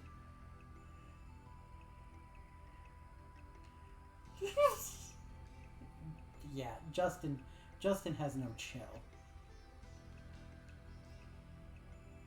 With the rude mouth. We're not being stingy. Mist clearing nuts are vitally important to us as residents of the Misty Forest. Yes, because we need to keep out white people.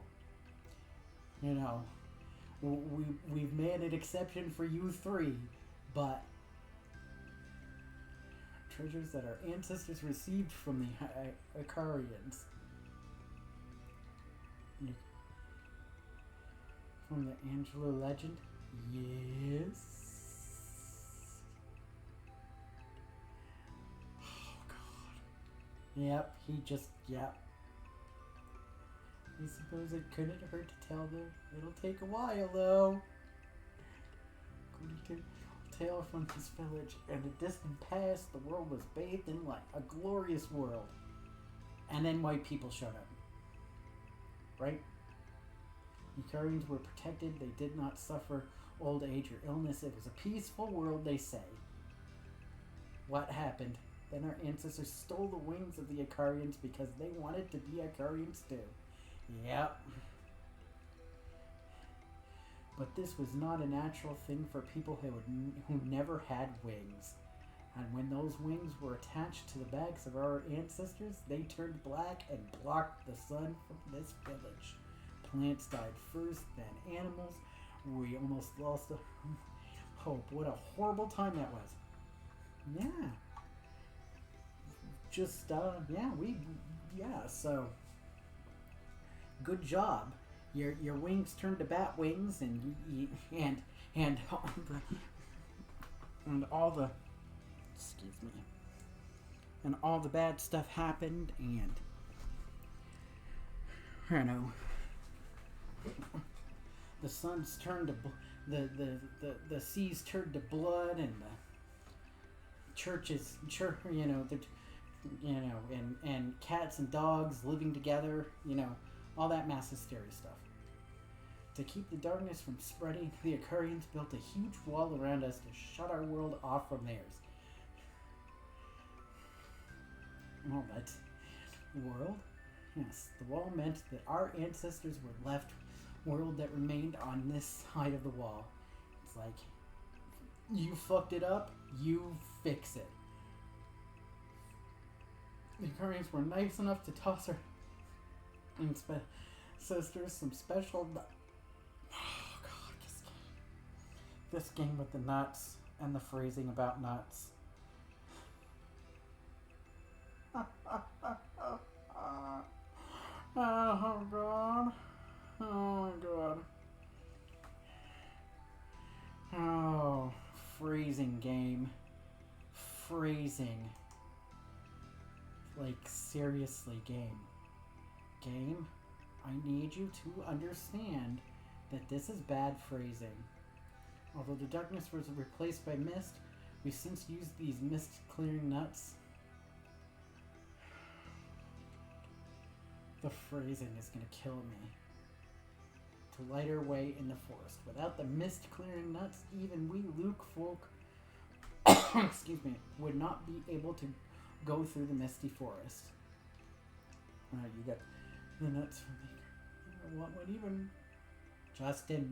Justin, you've already fucking overstepped your bounds. So what happened to the world on the other side of the wall? It's pure, and it's pure like on the other side is still a happy and peaceful place. So if you jump the wall, you're going to get it all dirty. And when we die, our souls return to the other side, to the ancient land of happiness. folks really serious about climbing that wall? Please take my advice and don't do it. No one has ever returned from there. Please rest, at least for today. You may stay at Rem's house. His parents would like to thank you. Tired. How about you, Justin? Let's rest him. Oh my goodness. Oh my goodness. Hey, Tuxedo Mask. Thank you for a Zilurky.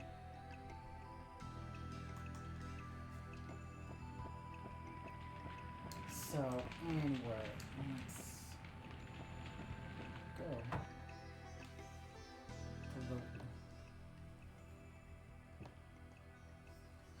It's permission. That means you can be our guest. Be our... No, I'm not gonna sing. No. That would be bad. Still, we need to think of a proper punishment for Rem, since he broke the law of the West. How about if we make him go gather Elmer nuts? What? Elmer nuts. Elmer nuts. Elmer nut. I don't...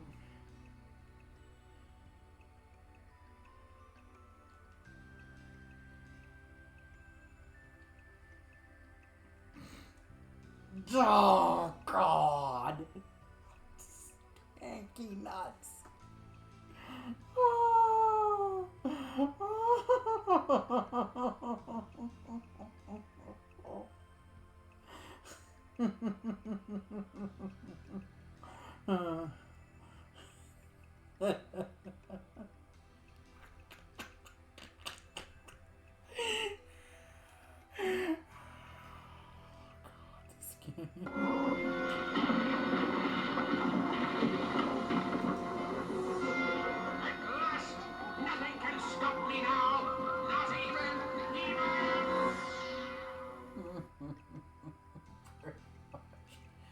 Oh my god.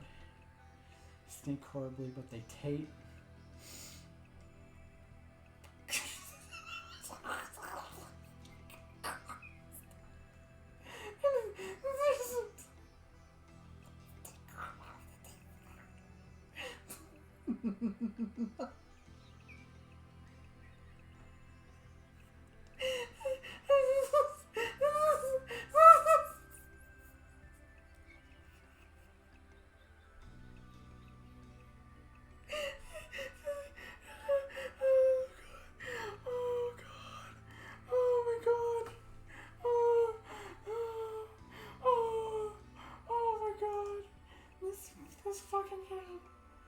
This game is gonna kill me.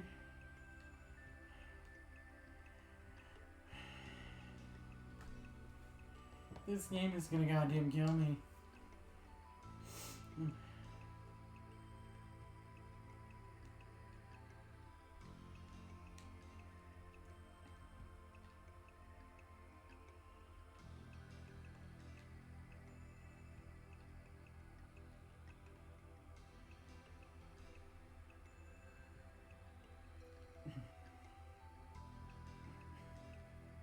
Oh boy.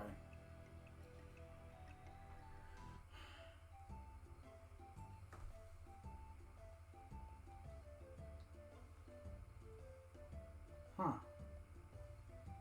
So our only option is to... Oh.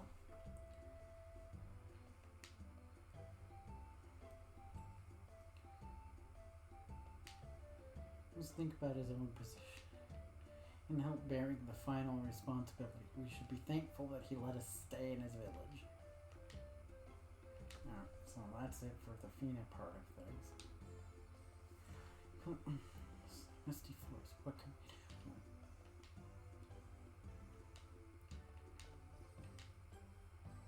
Okay, so that's it for the Feena part of the meal conversation.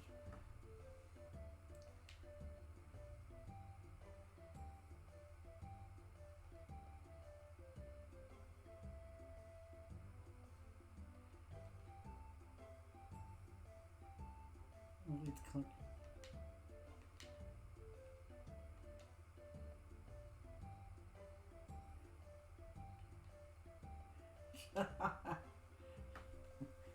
College.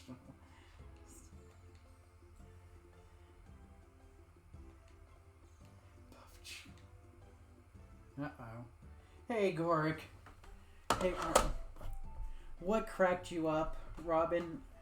What cracked me up was the discussion of nuts, specifically the discussion of Elmer nuts, because they're stinky nuts, but they taste they taste great.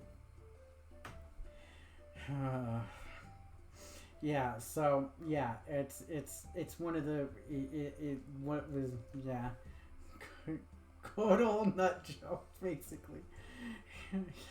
Gork, let me give you a shout out, sir. I hope you're having a good morning. It's pretty much morning just about everywhere.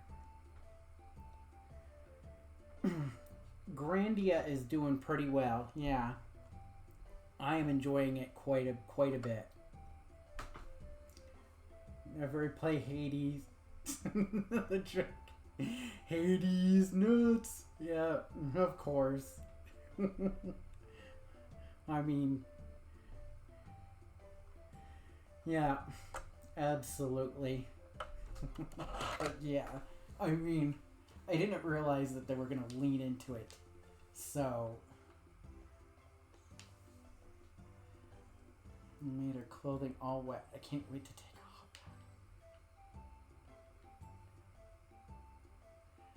Oh, Jesus. Just like a...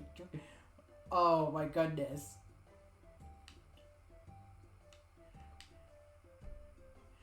Wow. You don't need to know the game to know the joke, fortunately. Yeah. Oh, my goodness.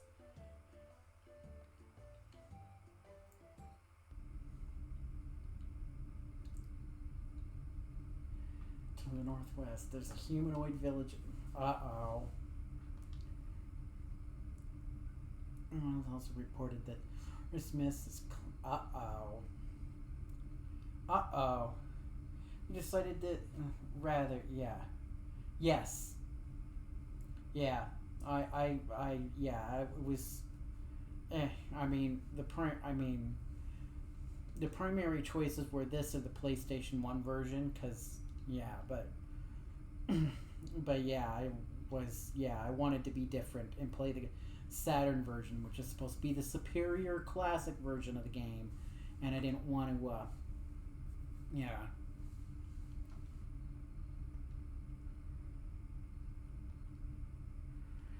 Our objective is to obtain what we spoke of. We've just begun. Oh boy. Yep. Oh. No, since it's an early 3D port. Yeah. Yeah, well, it originally came out on the Saturn. It's the thing.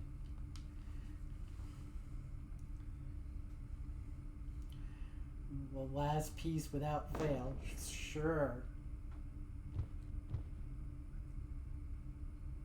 You feel it's okay.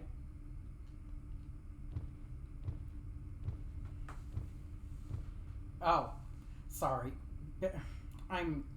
My brain. Yeah. Okay. Yeah, the Saturn original. Oh, goodness. My brain. Oh boy, here we go.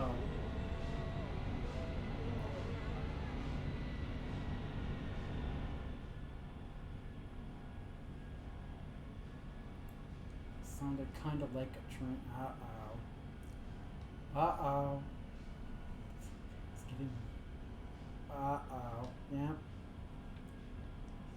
Huge black thing that's floating across the sky. So soldiers like the ones who... Uh-oh. Lots of them... That thing ran to the mountains. Uh-oh.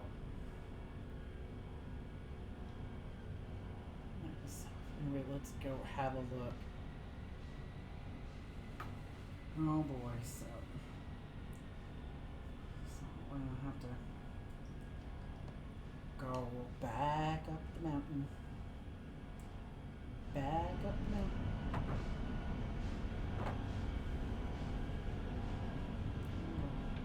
Steal. Oh, they're gonna steal the obelisk thing that was making that funky noise. I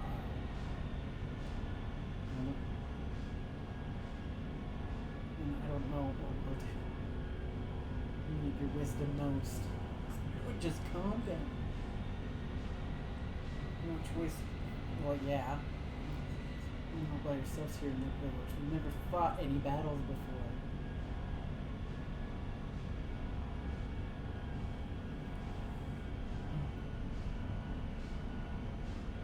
Yeah, the Saturn was very much a 2D. That's what, because the Saturn, because the thing with the Saturn is that Sega initially developed the Saturn to be like the you know, a 2D arcade powerhouse, and then it kind of, then they started, you know, getting, you know, getting the hint that 3D was going to be a thing. They kind of overcomplicated the architecture of the system by giving it some 3D support. Yeah, that's the thing. And yeah, and the thing of it is though, is that just like you know how it's famous that Nintendo screwed over Sony with the Super NES CD add-on, and that's what got, you know, Sony started. Well, Sony, before they for real really went out on their own, they presented, as the story goes, they presented Sega of America with with their chipset that they had for the PlayStation 1, and they're like, you know, do you want to go into a partnership? And Sega of America was receptive. Sega of Japan, however, not so much. Yeah. I was looking back in the day, I had to wipe the Japanese and the unit. Yeah. I mean, because until you know, all these past few years of joblessness plus getting my hands on a Mister, you know, effectively trading it in for a Mister in part. I mean, I had a physical Saturn, and it's a great machine. It's an absolutely wonderful machine. Yeah. Yeah, that's the thing. I mean, and the thing of it is that part of it's, you know, part of the reason why Sega of Japan did it is that I mean, they thought that they were fine enough on their own, and, you know, all sorts of, you know, not wanting to share the pie, but also Sony was not known for, and I mean, their reputation before they put out that PlayStation, I mean, they was not the greatest. Yeah. And the thing, yeah, and more importantly, yeah, because the Saturn is actually fairly easy to, I mean, and getting easier all the time to, like, region mod. I mean, if you can get your hands on the system, because the systems are going through the roof. But I mean, because the Saturn has besides being a CD-based drive, it has a cartridge slot right behind the CD slot that's ostensibly supposed to be used for memory cards, and also got used for RAM expansions, and of course for cheat options. So the fact is that one of the cheat cartridges allows you to play out of region games. Plus, there are modern cartridges that allow you to just, like, straight up play games off of cartridge from that. Yeah. Sony had like TVs and general electronics. I mean, Sony was the top. They were the top of the heap in the 90s. This was, I mean, especially their Trinitron TVs were, the top gun. but the problem is that as their game development studio, their game development operations were not good. I mean, there were some games that they had there were some games like they did, yeah. Not entirely. What the thing of it is that what Sony took advantage of was that, I mean, first off, Sega didn't, Sega didn't, excuse me again, gotta adjust myself in this chair. Well, Sega did great in the US and Europe. They didn't, with the Genesis and Mega Drive, they were not big. They were not that big of a success in Japan. So I mean, they didn't have a huge, they had some developer support, but it wasn't, huge, and it wasn't ingrained. Yeah, but the thing of it is that Sony was able to get, besides the fact that their chipset was really goddamn good, they were able to get a lot of developers, and they bought Psygnosis, who were turning a corner into being a pretty damn good developer.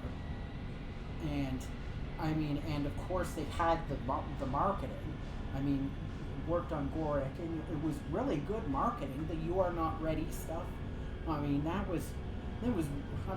PlayStation marketing has generally always been pretty strong. And they had the thing that got me was that they had the games, and they had the developers. Because in the early days they had, because Tekken was a revolution, and because I first saw PlayStation in fall of '96, so at least the first Tekken, I think the second one as well, was out, and Resident Evil was out, Jumping Flash was out, Ridge Racer was out, so there were a lot of really strong games to start from, just like really classics. And the thing that, yeah, and they market, Sony of America, they hammered on the 3D of it all, which was right, which is so, yeah. Yeah, and that, yeah, Nintendo was on a different level, especially in Japan.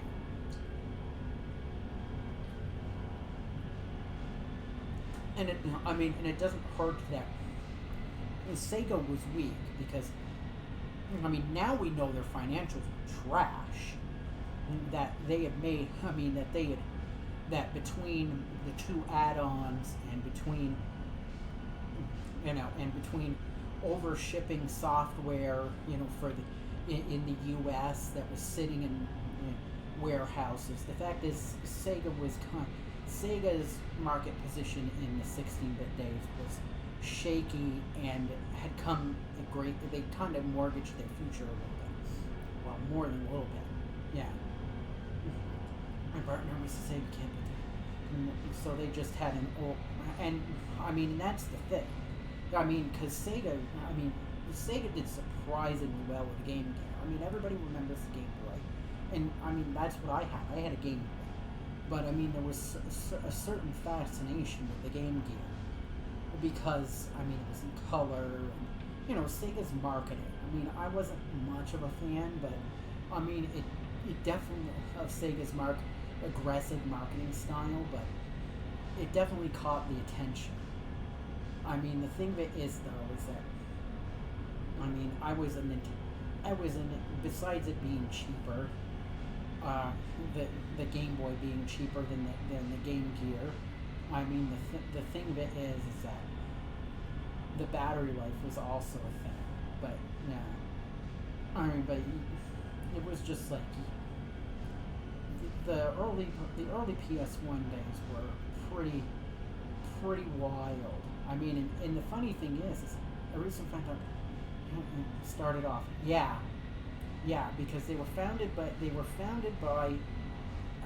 Americans, and what they did was they imported their initial business was importing arcade and amusement machines to Japan in the occupation era after World War II, and then eventually Gulf and Western, who owned Paramount throughout the 60s, 70s, and into the 80s.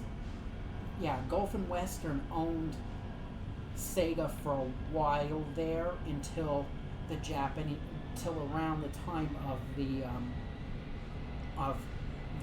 game crash, when the Japanese side of Sega bought the company from Gulf and Western, and it became a much and the Japanese side of, because the Japanese side of development side was becoming a much larger entity over the course of the early 80s.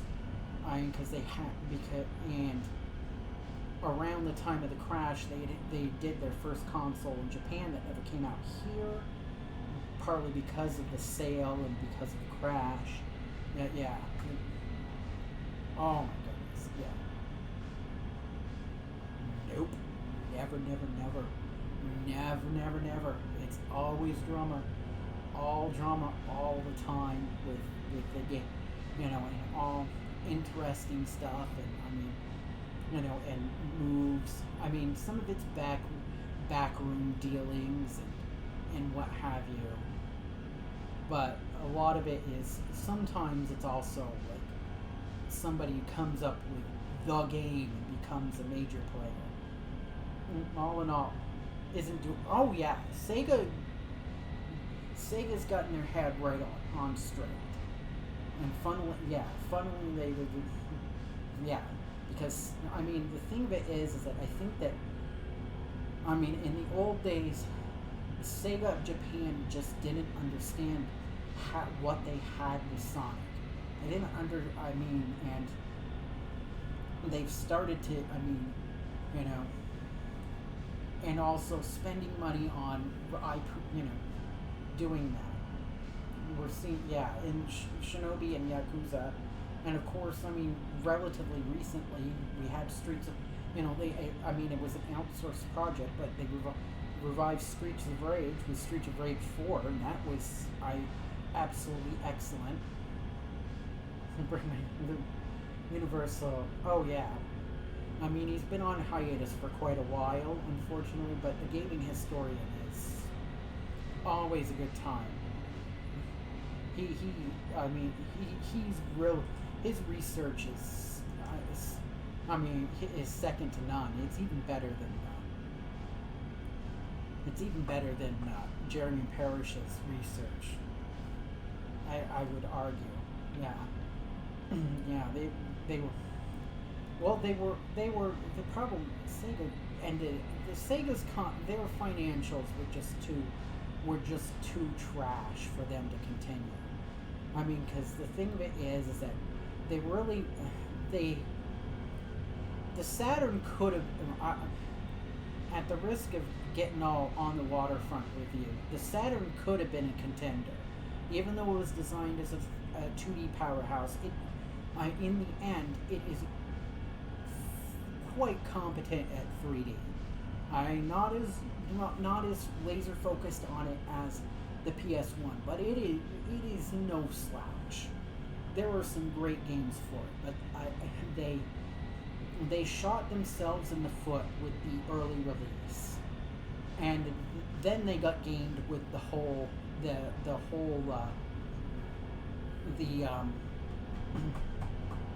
$2.99 business. Well, in video games.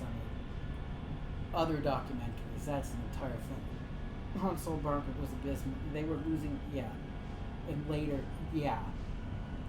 Because that's why Nintendo has always... Oh, sorry. I am, like, sliding on my chair for some reason here. That's why Nintendo has always, even though they're a smaller company, why they've always succeeded. They have always tried to make... Generally speaking, they have always made a profit on their systems. And Sega didn't particularly do that. I mean, it's easy for Sony and Microsoft to take a loss on each console sold because they're huge corporate conglomerates. They're massive companies. I mean, they can burn through a ton of money and not worry about it. And I mean the thing of it is that the Saturn was just, there were too many bad choices made at the start for the Saturn that didn't build a good foundation, and it doesn't hurt that. And I mean, because they didn't have a Sonic game. They didn't have a Sonic game at all for the Saturn, for instance, and it really hurt them. I mean, because and the worst part is that the Dreamcast is, Gorik, you're wrong. The Dreamcast was so ahead of its time. I mean, I got it right here. I'll even unplug it because I feel like this thing is just, it's great design. You have a modem. They gave a modem with the system, with every system, a 56K modem with every system, and they had online gaming, including online gaming with the 2K games. They, which was a, which foresaw how people especially in the West, will play sports games online. And it's so strong. It's got a strong. It's so strong technically and everything. And it's like, but they just didn't have the war chest, and I mean, they didn't see Sony putting a DVD in the drive of the PS2. That really kind of hurt their chances to crawl out of the financial bond. Yeah. Oh yeah.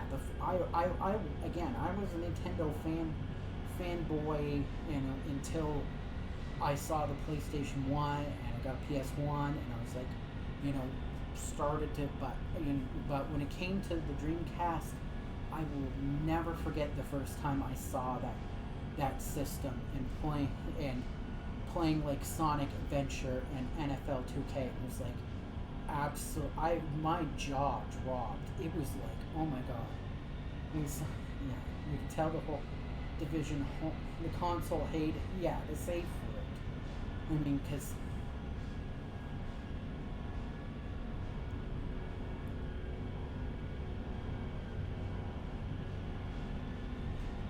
yeah, and that's the thing. It's like, and the thing of it is that, yeah, because the add-on, and it's like, people talk about, I mean, the 32X was, I mean, the 32X was a problem because it split Sega's resources at the start of the whole 32-bit era. And, I mean, it was already, I mean, it probably shouldn't have. But the Sega CD is actually a really good add-on. It's just that in the US, it was marketed as FMVs. That's how they marketed it. And I mean, and they didn't. We didn't get some of the better stuff, and it doesn't hurt that. a lot of the Western companies, in particular, just made, ports of, glorified ports of cartridge games for CD. Yeah. Oh well. I mean, that was going to happen. Was that there? I mean, long times. I mean, it came out at a point, especially given that it came out at a point where I think it's only a single. Goric probably knows, but I think it was a single speed drive, because the PlayStation 1 is I think the PlayStation 1 is a double speed drive. But yeah, yeah.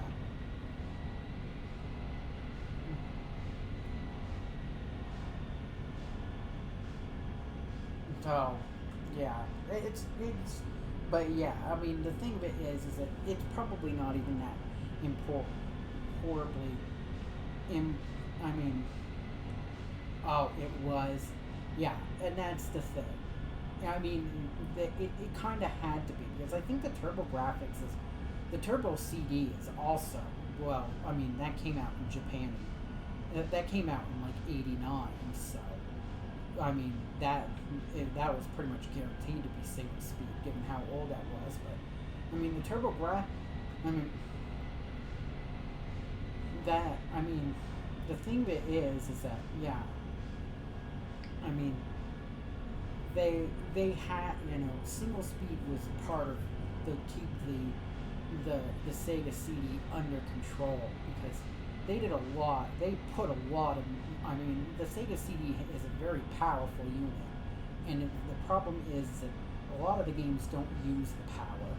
I mean, because it literally has a second processor in there that's basically that's pretty, yeah. Yeah. Yeah.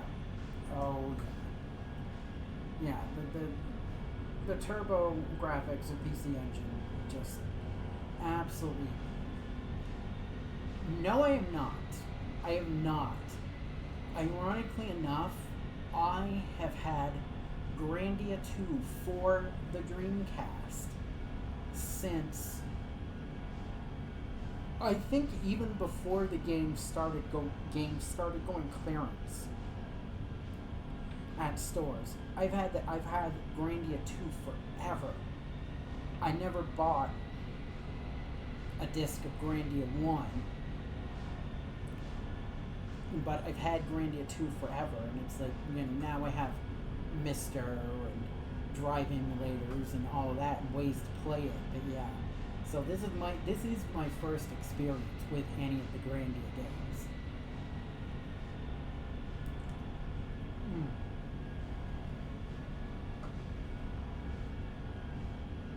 Oh, I'm enjoying it very far. I like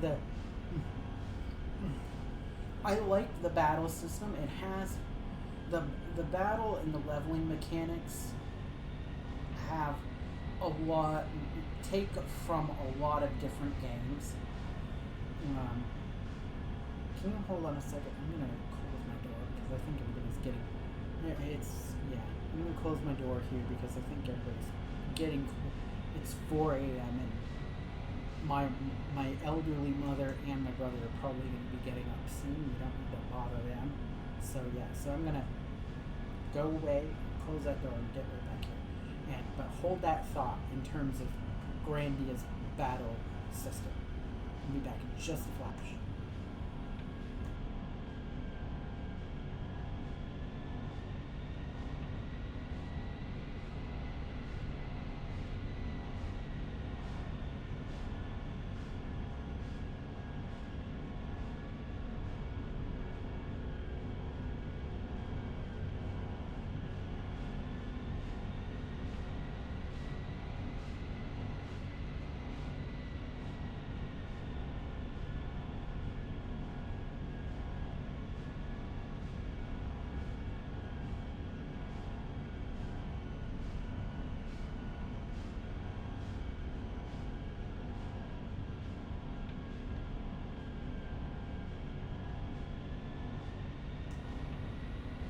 Okay, back. Anyway, but yeah, I've noticed that Grandia has, does its own ideas. Yeah. When it, yeah, it has that. It takes it's. They obviously were aware of a lot of what other games were doing, and also since this is a Game Arts title, they were also familiar. It's clear that there was some institutional, knowledge and memory of what they had done. They themselves had done with Lunar, because the whole the battle arena and the whole movement of the enemies and your characters, that's an evolution of what the two Lunar games for Sega CD did. Yeah. Gorik, have a good day and a good as good a time as you can at work. Thank you for popping in, and thank you so much for the conversation, sir. But yeah, to get back to it, Robin, so like the enemy and the character movement in the arena, in the battle arena, it's an evolution of Lunar, but the thing of it is that it does that better than Lunar is that everything's always moving, but it allows you, as you said, when it's your turn to do whatever, it's not an active system. It locks it in and allows you to select your stuff. Yeah. Severely reducing reliance on accuracy and evasion, but not. Yes. Yeah, and that's the thing. Reducing reliance on accuracy and evasion, and growing from it. And again, the leveling system, you have traditional, you gain level 1, 2, 3 where your stats go up, but with like the bulk of RPGs, but the thing of it is and I'm pretty sure that they got this idea from Final Fantasy II, the whole thing that your weapons and your spells level as you use them. And that's part of it as well. And that's what I really like that, because it encourages you to not be tied to one type of weapon. It encourages you to not just hammer the. Yeah. And that's the thing. Because Final Fantasy II, its problem with its leveling is the fact that all of your character stats and your hit points were tied to that whole leveling system. And that's where it falls apart, because it's just, and it's so onerous. To say nothing of the fact is that, you have to the amount of points that you get towards leveling up your weapons and your magic is fairly onerous, where it's a lot better in this game, the points that you get for every time you use a spell and what have you. So they learned their lessons. Plus, of course, in the dungeons, like Chrono Trigger, your enemies are visible. You're visible and what have you, so you know what you're getting. Unless have to be to gain max. Yes, absolutely. That's the thing. Is that and that's the thing. I didn't when because I made so many attempts to play Final Fantasy II on the translated version of the Famicom version. Until I streamed it early on in my Twitch streaming career, what happened is that I would get to the point where the whole where the princess seduction business happens, and then I around that point, and I would fall out before I went forward. And the thing of it is that it's gaining hit points and what have you is just too slow. And then the thing of it is that you get the spell where you can swap HP and MP with enemies, and the thing of it is that you can gain MP if you give that to your 3 permanent characters. You can abuse that spell, and then you can go hog wild and have more hit points and magic points than you ever need. Yeah. My high HP, low defense mage was critical all the time because the critical window, yeah. And that's the thing. Yeah, it's just they have, I mean, you gotta give them credit for going for it. You have to give them credit for trying, but it was half-baked. And and it doesn't, and you can argue, and since the primary creative force of Final Fantasy II is the same, I'm forgetting his name because names, is the guy that made the Saga, which initiated the Saga series.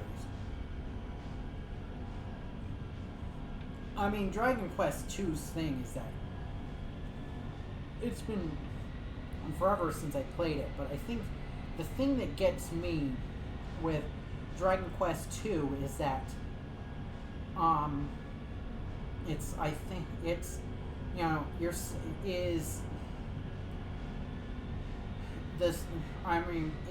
first and foremost, Dragon Quest II, its end game is horrendous.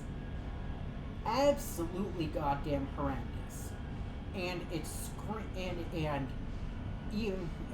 screams that it was something that was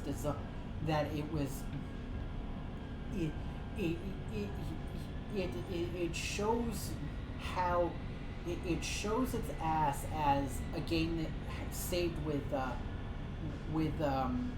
passwords, simply because you have to go through that entire gauntlet in one run, and if you and what have you, and the horror, and and as you said, the balance in general is bad, and the fact is that the second character, the prince, he's a wiener. I mean, the princess of Moonbrook, she's better because she's the spellcaster, but she's also she's like, besides the fact that you get her later, much later in the game, the fact is that she's gooey as fuck. So there's that, and the spell. I mean, yeah. But the end, the thing that gets me with it is that end. I mean, that end gauntlet where you're in the final area and you have to go back into place. You have to beat all those bosses. The game does not save that you've beaten all the bosses before what's his face? Yeah.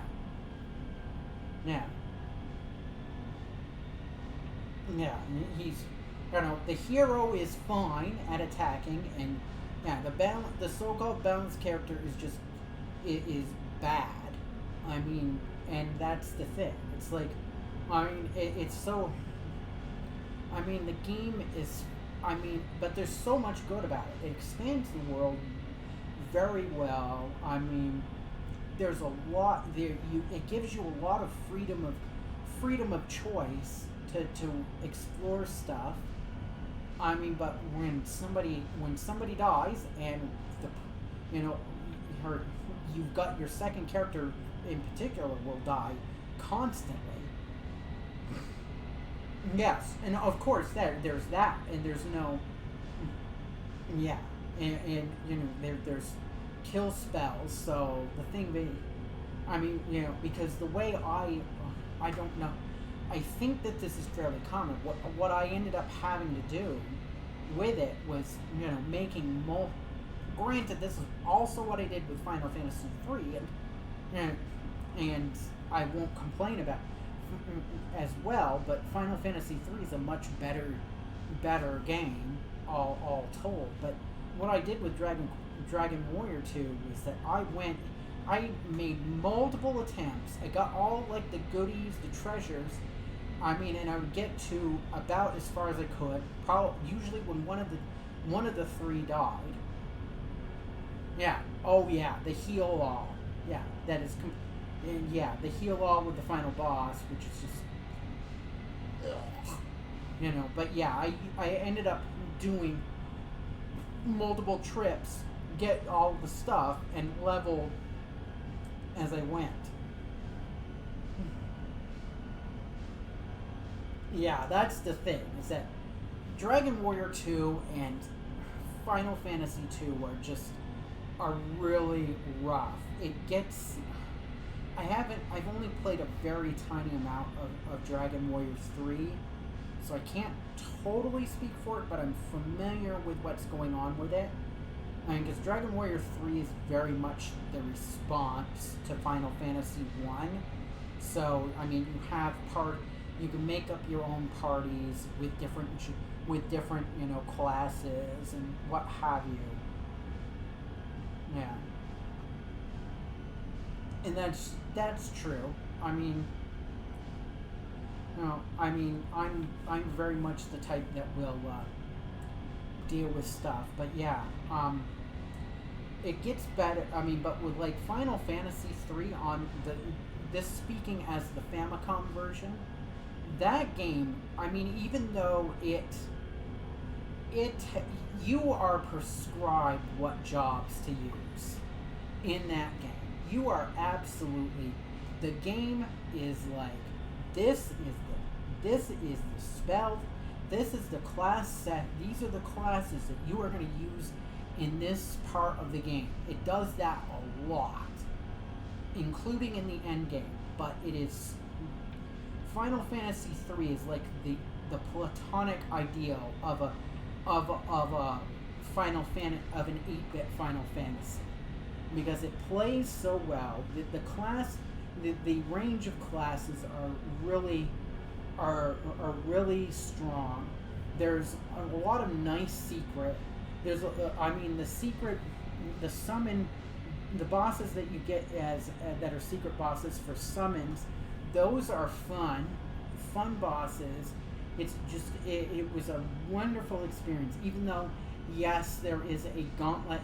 There's a kind of a gauntlet that you have to go through to get to a point to where you can save inside. You get to there's a big gap between where you save because the Final Fantasy 3 has an outer final dungeon, and then you leave that and then you go into the final dungeon. And the thing is, the outer one has no save points in it to speak of, no heal point, no place to heal or anything. And the inner final dungeon, it's pretty deep. The save point is pretty deep into it. Yeah, that was the first one with the jobs. So they were. I mean, it wasn't so. Yeah, it was a little. It wasn't so much as hand-holdy as it's kind of like. You can use different classes at any time within reason, but the thing of it is that it there are points where if you don't use X or Y classes, it's gonna be really rough for you. Yeah, and that's the thing. I mean, but the thing of it is, as far as an 8-bit Final Fantasy, 3 is about as good as you can get. But with that said, Final Fantasy 4 is where that series starts to jam. It starts to, the story where it really starts to be a lot approachable and what have you. First, oh yeah, and Final Fantasy V is the job system. I mean, the job system is even better in Final Fantasy V. I liked it in 3, but Final Fantasy V is one where the job system is has so much to it. When I played Final Fantasy V, by the end of the game, I have the regret that I didn't beat either of the super bosses in the final dungeon. So there's kind of that left on the table, but I feel like I made my own decisions with the jobs, and I still kind of feel like I didn't develop all of the jobs as much as I would have wanted. And so it's kind of like 5 is a very replayable one. Well, yeah, I mean, Final Fantasy, yeah, because Mana and Chrono Trigger, yeah, so it's kind of, it's like, that's the thing. I was exposed to Final Fantasy IV when it was, when it was in the US as Final Fantasy II, pretty much right around the launch of the Super NES. So that was the second Final Fantasy. I mean, obviously, but that was like, oh my god, Final Fantasy 1 was great. Here's Final Fantasy 2. So I got exposed to it right when it was brand new. Yes. Oh yeah, because it was the first big, in the US, it was the first big JRPG. For the Super NES. It was the one. I mean, just like you'll see with with Phantasy Star 2 for Genesis kids, that was their first really big role-playing game because it was the first one to come out for the system.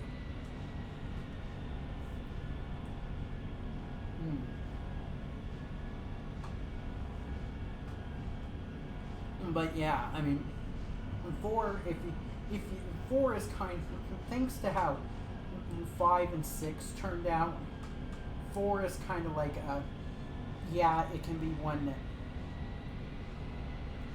that is it can be one that's a little bit, it can be like a kind of a you had to be there circumstance. Yeah. Yeah. Oh yeah. I mean, the thing about Final Fantasy, but the thing I'll say though, I'll say this about Phantasy Star. The first game, there's a port on like the modern consoles that gives you like a mapping feature and like some guide features. That's how I would suggest it. And because with those helpers, because Phantasy Star is kind of a bit of a, I mean, it is an 8-bit RPG, and it has, and the thing that is that without spoiling details, the dirty trick that the first Phantasy Star has is that there were these pitfalls in the dungeons, and they suck. Without some sort of a help or a map to help you figure where those are, that Phantasy Star 1 can suck hard because of that. Because, I mean, but yeah, so, but yeah, so and this modern port of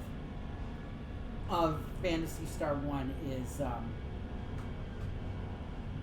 it is, has the original graphics and music and all that, and what have you. So it's like a quality of life on top of it to help you out with it.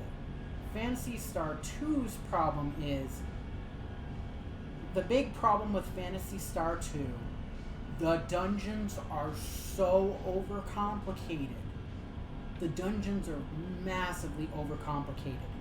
That is the problem I have with Phantasy Star 2. I mean, there's not, in general, that's the biggest problem you have. Yeah. I mean, yeah.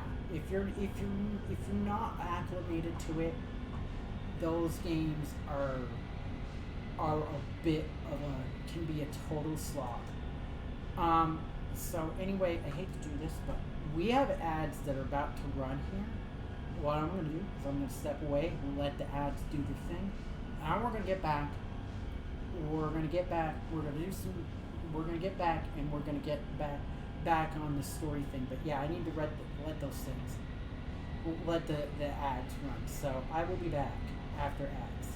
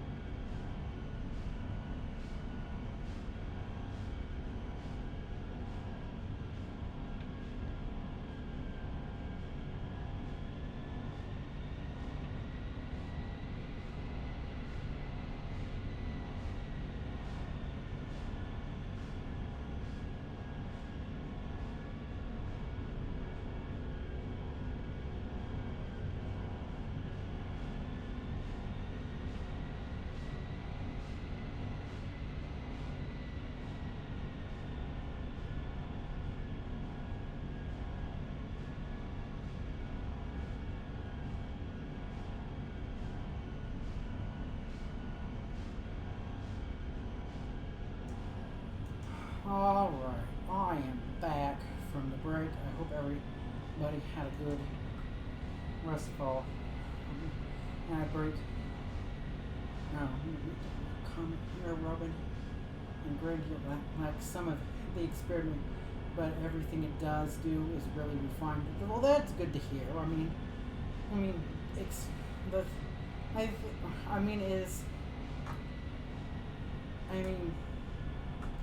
You don't need to. You don't always need to be major experiment.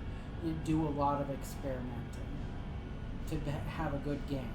I mean, you can look at the RPG scape of around that era when Grandia 2 came out and see that, I don't know, there wasn't, you can make your assessments, and a lot of them are colored by a certain show on G4 by, and a certain particular person on that show by G4. Oh, fuck you, Adam Sessler. I think that shows there, but but who knows? It probably was. I mean, they ended up. They obviously felt the need to port it to the PlayStation 1.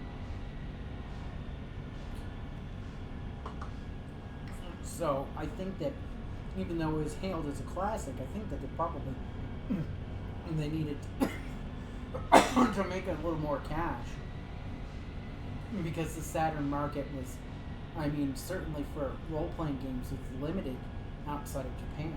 Okay, so back to this. So even if we do fight this time, chances are we will all be killed. Oh, this is not an easy decision. Well, let us do it. It's like, Justin, so they're all, okay, where did you get to volunteer us? Because Justin thinks he's that. No one else knows how to fight, so the only other option is first to handle this. That's one. Besides, aren't we Rem's friends? Rem's unavailable to phase with crisis right. Well, of course, okay. Oh, Justin.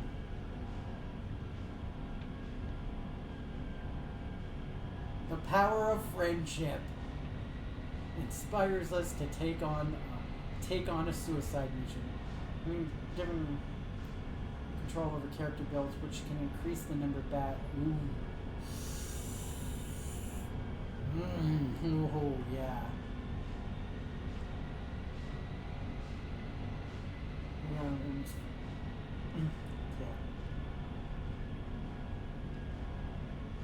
Do what you can to protect our sacred icon, our God of Light statue.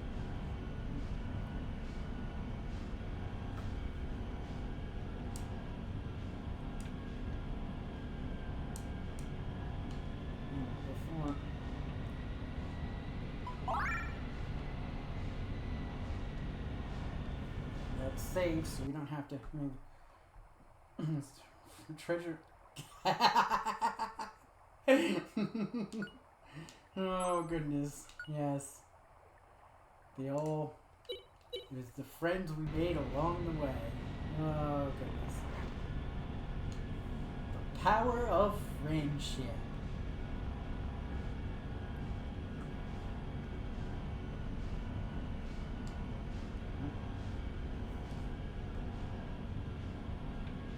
Enter here. Use force if necessary. Okay, time to fight.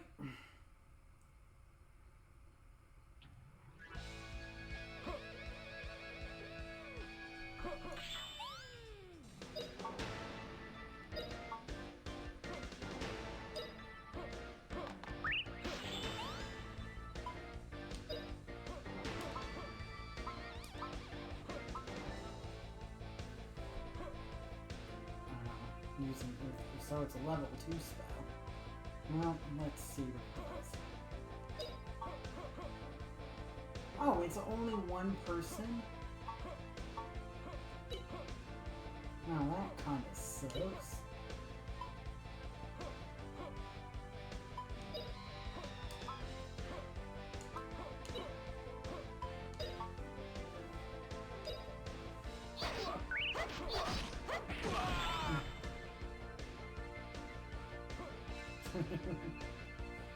Yeah, that's the Saturn. I mean, getting transparency that, I mean, the Saturn can do it, but it ain't easy, and a lot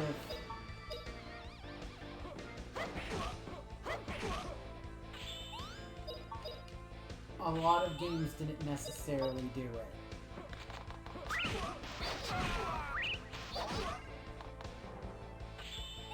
And that's kind of the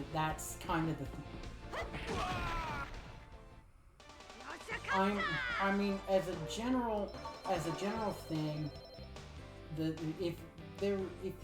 if you remember, the thing of it is the transparencies are a lot easier to do on the PS1, so a lot of this is definitely transparent and not mesh effects, because the reason why they have those mesh effects is because on a CRT, you know, with RF or composite, on a CRT, those look like transparencies. It was a cheat, you know, so, oh my goodness. Gargoyle soldiers. You know? Why you do this game?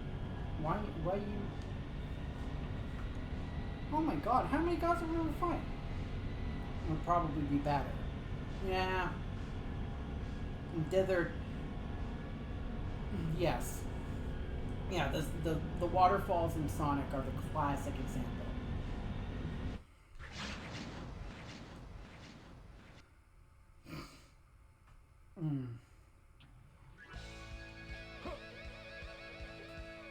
But yeah, when it came to the Saturn and the Genesis, that's the thing, is that the Genesis couldn't do transparencies, like, at all, so that's kind of its...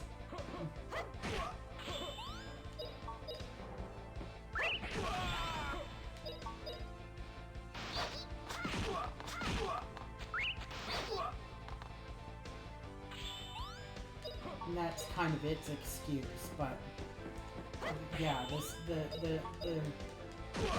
Saturn was because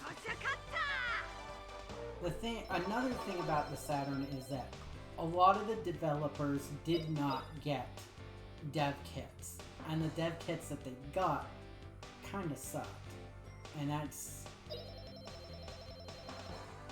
a big part of the problem. You confronted any of the general... the three, what's-her-faces? Yeah, I mean, we had the individual battles with them, breaking out the old Remdawg a little bit earlier, but that's...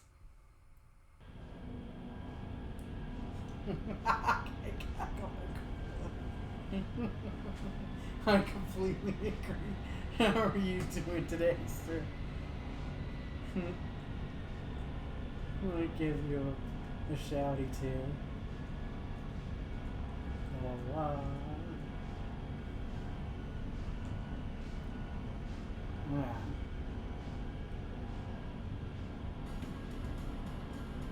Like, what am I even supposed to do here? And how do I deal with Frank? What? It's not a dong dong never died? Clip? What the hell? Clippy Bot, are you okay?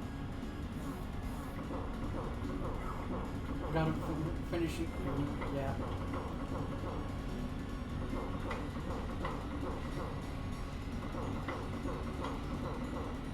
Well, that was easier than I thought. Huh. Frank was very cooperative. How nice of him. Okay.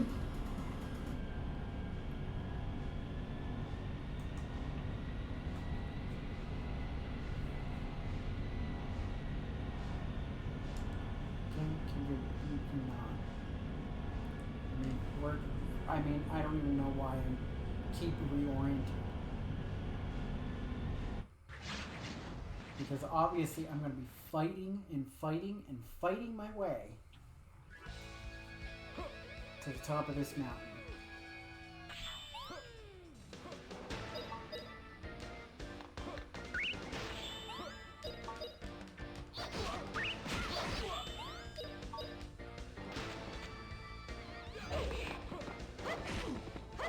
Sir, I don't want any of your heavy blows. We've already had enough we've already had enough perviness from this game today.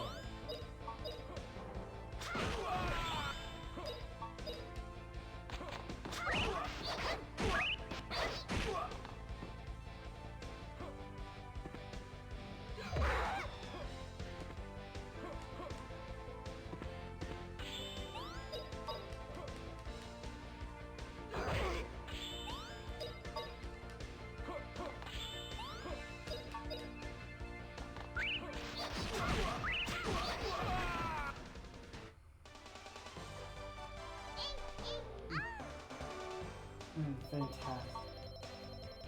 Yeah, we were expecting to go everywhere and that fight ended up beating him before Kern got a chance to attack.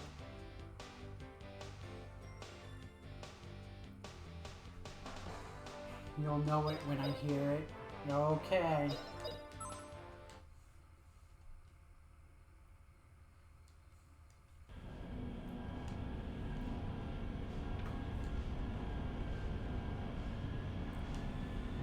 Jesus Christ. You know what? I'm just gonna turn off cam and mic for a moment while we deal with it, because this is, if it's gonna be fight after fight all the way to the top of the mountain, I need to just, rather than just like bang my head against that desk, I'm just gonna turn off the camera mic and just sit on my bed on my bed mattress here, because it's just driving me crazy. So yeah, I'll be chatty but with keyboard, but yeah, I'm gonna turn off camera mic because I just cannot with this. Can't help but think that her. Oh. Oh, Robin. Oh, Robin. Oh, ho, ho, ho, ho. Ho, ho, ho, ho. Bernie Stoller. The most hated man. One of the most hated figures in 90s Sega history. So, here's the thing. So, Bernie Stoller, ironically, started at Sony. And he's the one that instituted Sony of America's prejudice against 2D games. And he also prevented some of the earliest RPGs from coming to America in the PlayStation. But then he got poached to take over Sega of America.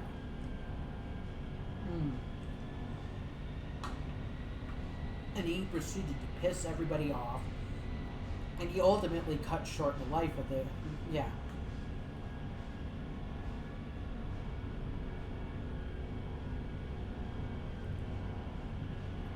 I mean, the thing of it is that, yeah, he had a mess to pick up, because it was all... Again, Sega's in a financial fucking mess at this point. But Stoller pissed everybody off with his mouth. Particularly Victor Ireland of... Or did somebody...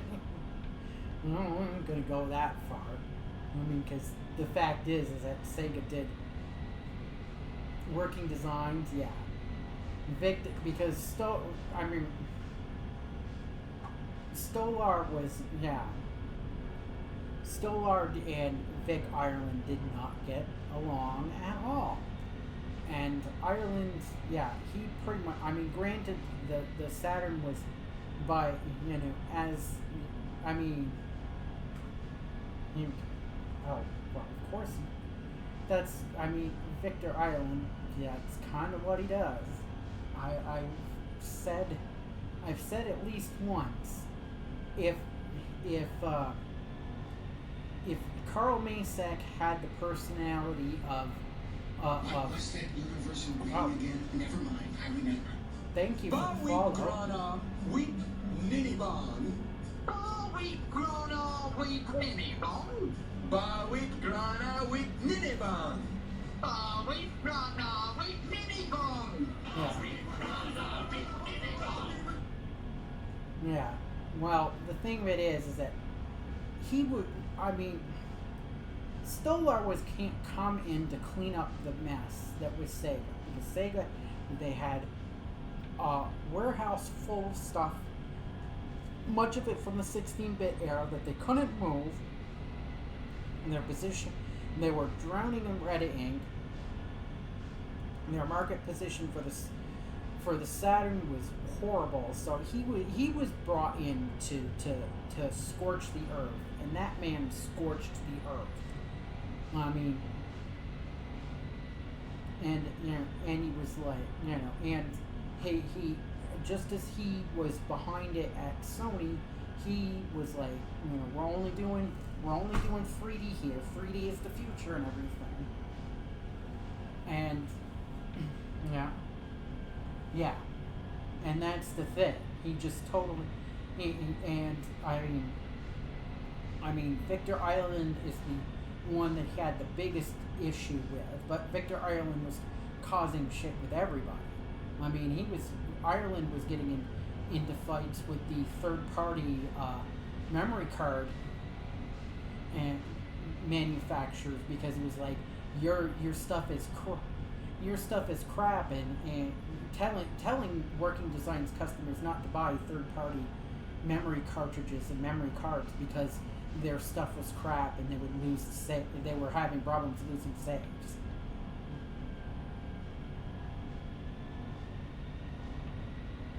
I mean, that's the thing, is that the problem is what I've seen, I'm going off of what Zofar has said about the translations, the new HD translations. It's like they're kind of dull as dishwater. I mean, yeah, the original Working Designs ones have that Working Designs wit, which is an acquired taste.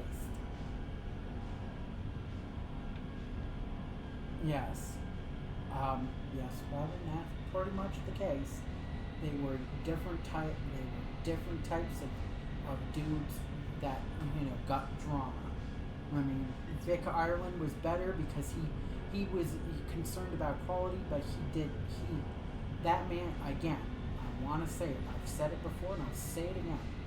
If Carl Masek had Victor Ireland's personality, Masek would deserve the hate that he gets. Is what I say, because Victor Ireland is just, he did so much, he's done so much for localization and getting, role-playing games in the mainstream in this country, but he's such an asshole at times. And that's the thing. It's like, and why you compare him to Carl Masek is that Masek, everybody hates him. But the thing of it is that the worst thing that Carl Masek ever did was that he tried to be all nice. He tried to, please, at like convention appearances, he tried to please all comers, and of course he also, the Robotech thing. The Robotech thing had to happen. I mean, it just did. Yeah. Oh, yeah. That's the thing, is that, I mean, honestly, Working Designs was going to die anyway. Because by the start of the PlayStation 2 era, most of those companies that they were dealing with were starting to, their localizations were not as good as Working Designs in terms of the quality of the translation, but the thing of it is that they weren't rebalancing the games, and they weren't putting in bad jokes and references that age poorly. But the thing of it is that the company, I mean, RPGs were getting mainstream and had come into the mainstream. So Working Designs was going to go under. And it's like he did his job too well. He created he helped to create the market and the demand, and the thing of it is that the companies actually making the games did it, and that's the thing, is that they were always going to end. Sony was a bit hostile to him at the end in the PlayStation 2 days, but the fact is that Working Design, I mean, especially the fact is that Sony was very unfair when it came to the whole situation, because Working Designs got the rights to localize a PlayStation 2 Goemon game, and Sony just jerked them around, and the result is that they ran out. The company went under before they could release that game, and and that's the thing. So I mean, and I know we had that Gaijin Works company for a while.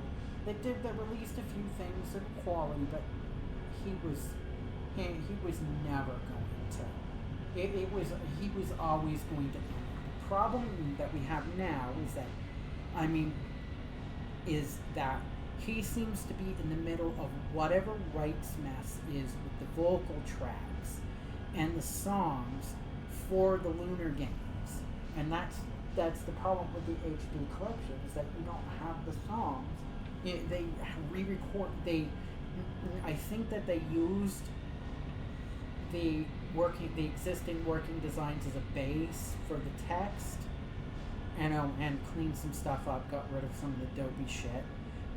But they had to the voice work and the singing, they couldn't use it, and that's where the cleaving point is. Oh yeah, they totally are. But I mean, yeah.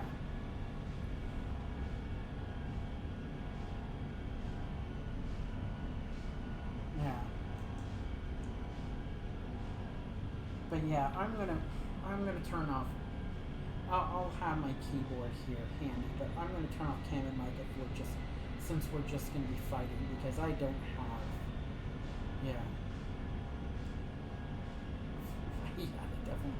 So yeah, I'm gonna turn off cam and mic because so I can, just deal with this, and I'll,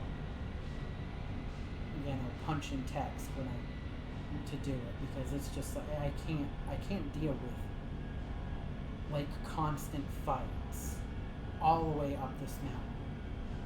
So yeah, because it's basically it's a glorified grind at this point. So yeah, let me turn off the cam and turn off the mic, and we'll do it. And then once we get to the top of the damn mountain, I'll hop back in the chair and hop back on cam.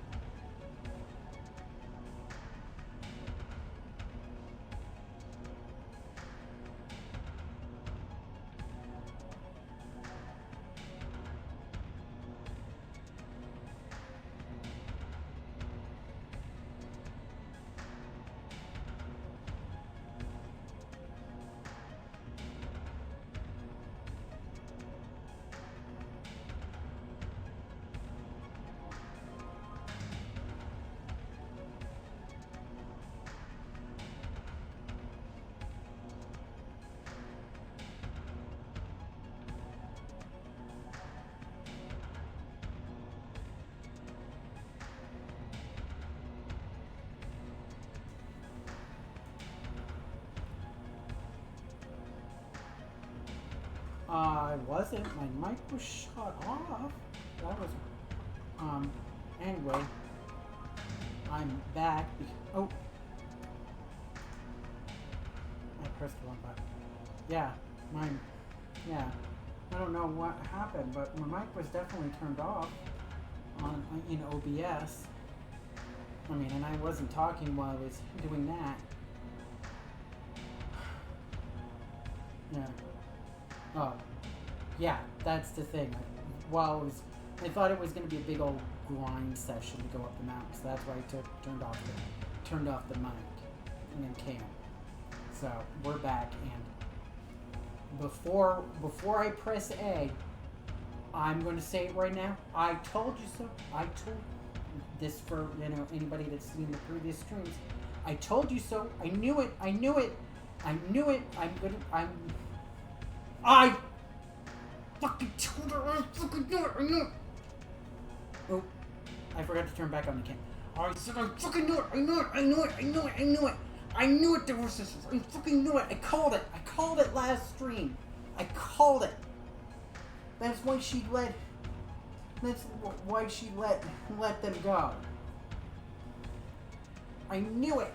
I knew it. I knew it. For calling the oh my god plot twist.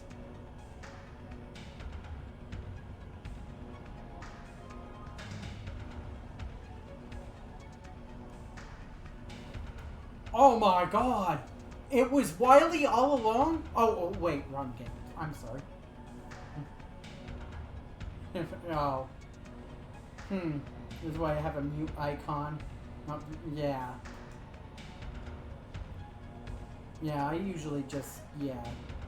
I only do it, I don't like to go off cam.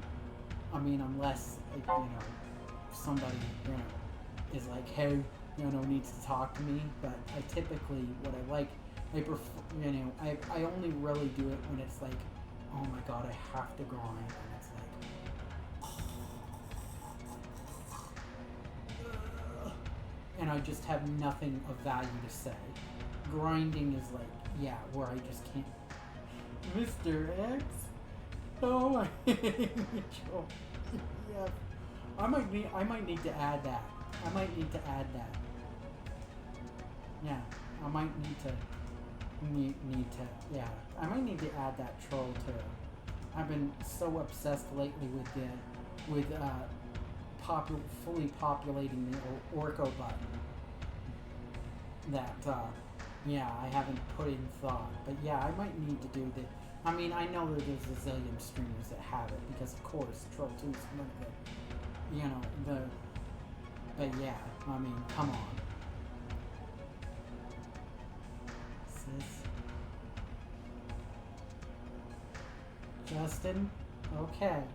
This is like the old line, the old line that, Johnny Storm used. Well, the one I remember, the time I remember it is from the Secret Wars. But yeah, it's like about how things go within the Fantastic Four. To paraphrase Johnny Storm, when Reed explains something, first he does it in his language, essentially for himself. Then he does it for the normal people, for the rest of us. And then he has to do it a third time, even more simply, for Ben Grimm, the Thing. Justin is pretty much on the Ben Grimm track here. He's a clip of "You're wrong."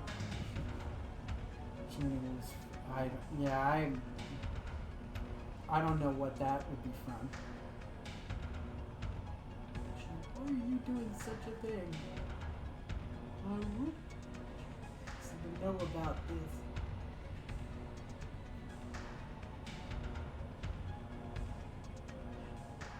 Yeah. All this time I've been an imperialist swine.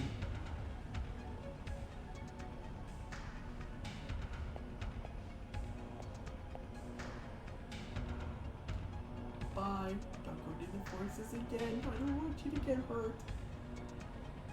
Yeah, Leen, this is gonna end bad for you. This is like the tragic death. Image source. No bot needed.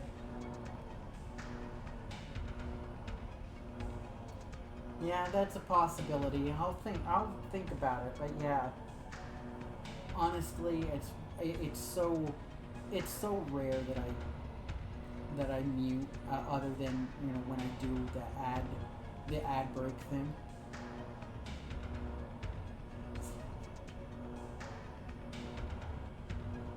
The risk I took in letting you escape from the front line base. Stop complaining and give back this statue. The honor.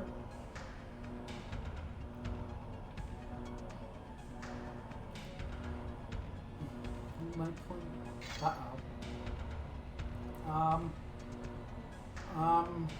Justin, I think you're about to get another belly button.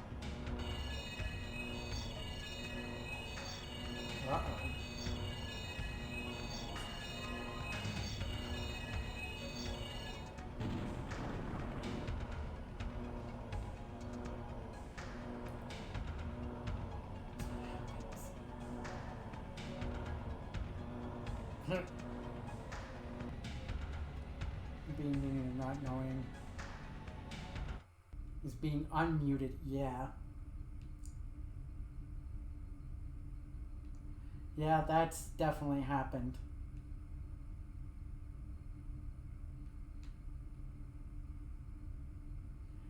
Yes, sir. There's no mistaking it. The light could not have come from this. It was from Justin.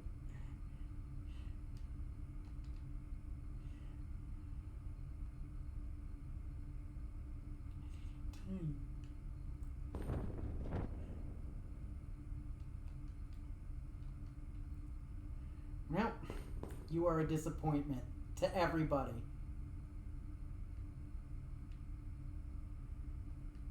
Because you think he's cute, don't you? He makes you feel well, we won't get into... We won't get into the full description that came to mind. I'm not gonna do that to you. I'll get him myself. I'll do it myself. Well, I mean, who am I to argue with your dog? If you gotta go, you gotta go. You know what they say.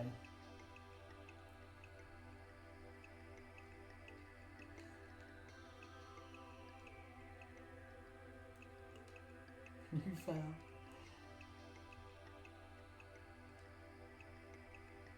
Break the god of light.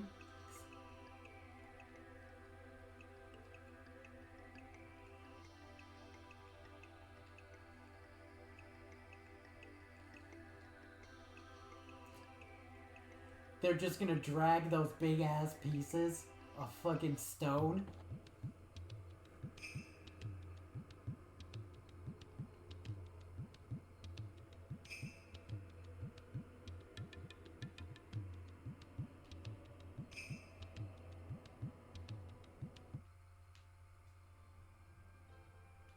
No matter how it ended, the fact is that you fought for Loot Village. For that, you have our utmost thanks. Thinking is, please accept mist clearing nut acquired. We got his nut. You said that mist not to be given to outsiders, for hidden, cut off from the world. However, by doing that, we've not had people like you. This has not been. No.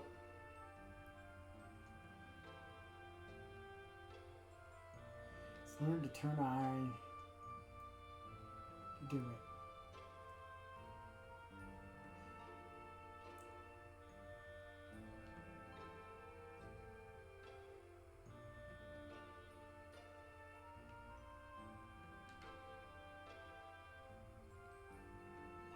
Be welcome here, so.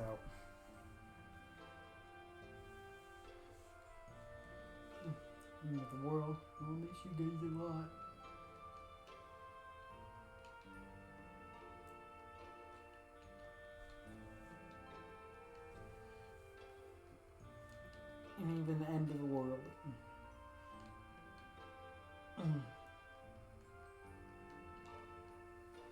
Okay, so yeah, this is the one thing that I have about with the conversations. There's not a clear denoting of when it's over. The conversation is over, and it kind of drives me crazy. For this, and it's actually.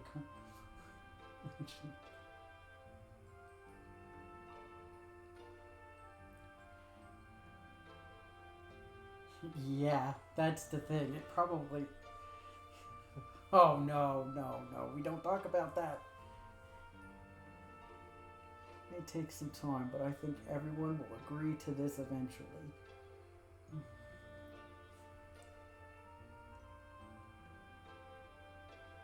I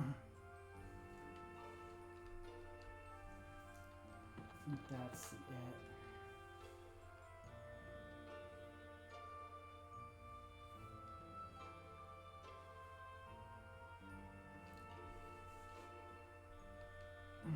Seek a new way. We must find a way to live with the mist, being dependent on it.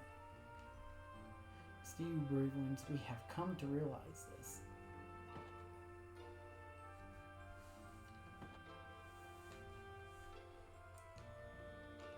For you, the whole statue would have been taken away.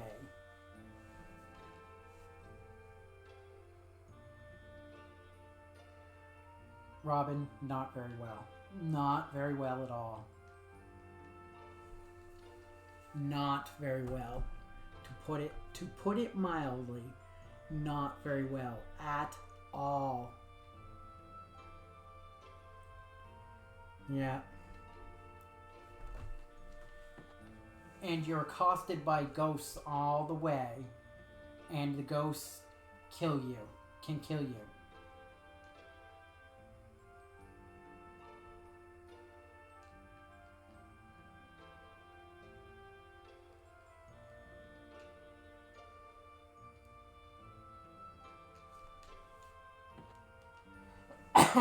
Thanks to you, protected.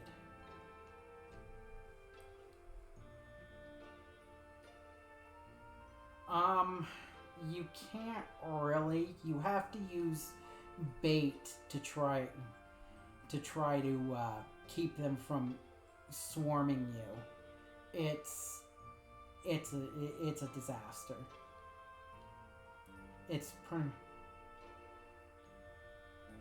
It's where most people without cheating.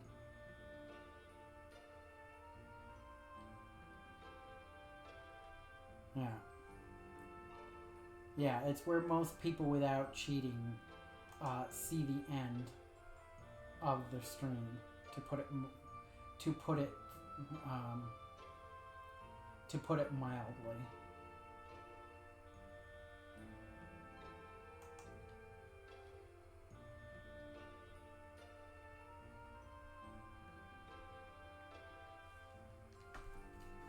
Okay.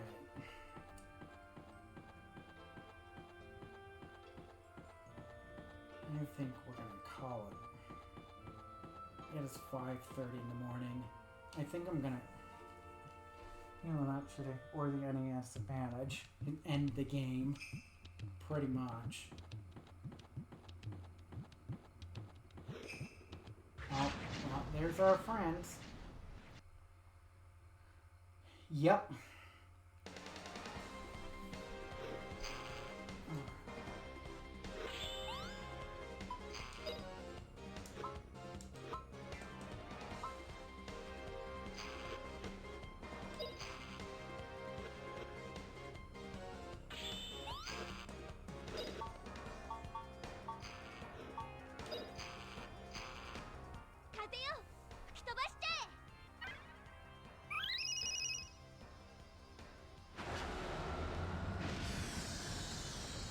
Ooh, fancy.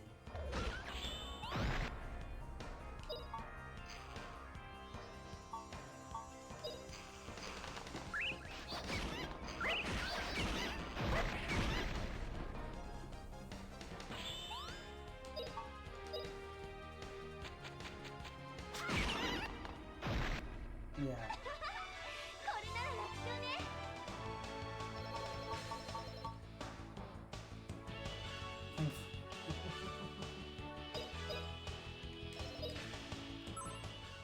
Okay, because we're going to work our way down there.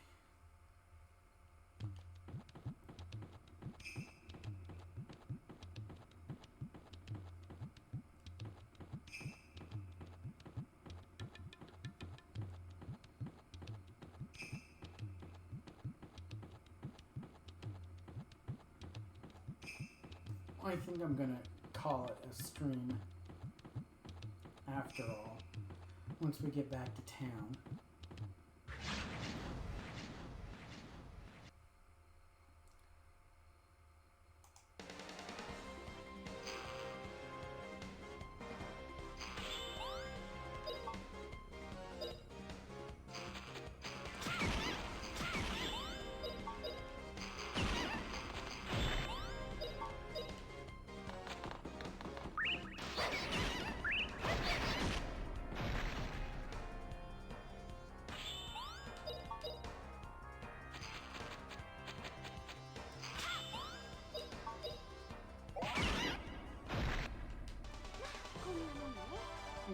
The speedboard, a solid block. Yeah.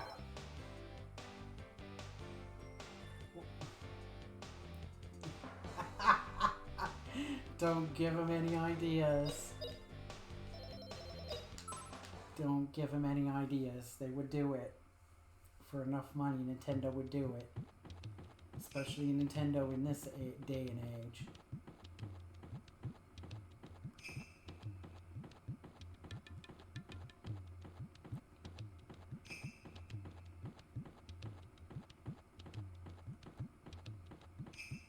Okay, yeah. So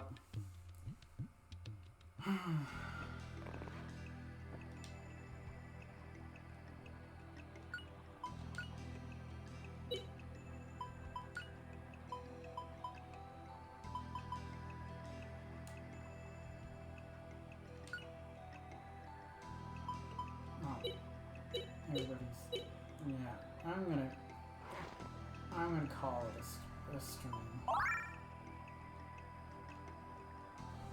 It is 5:30 and I've been on for over 4 hours, so and more importantly, yeah, so I'm just gonna call it a stream. There's nobody yeah, so yeah, I'm gonna call it a stream. And then next stream is probably gonna be on Sunday. I don't know when, because if you are not aware, Sunday is my birthday. And yeah, so I'm gonna be obviously doing birthday type stuff. So yeah. So yeah. Yeah, it's definitely there. So yeah, so let me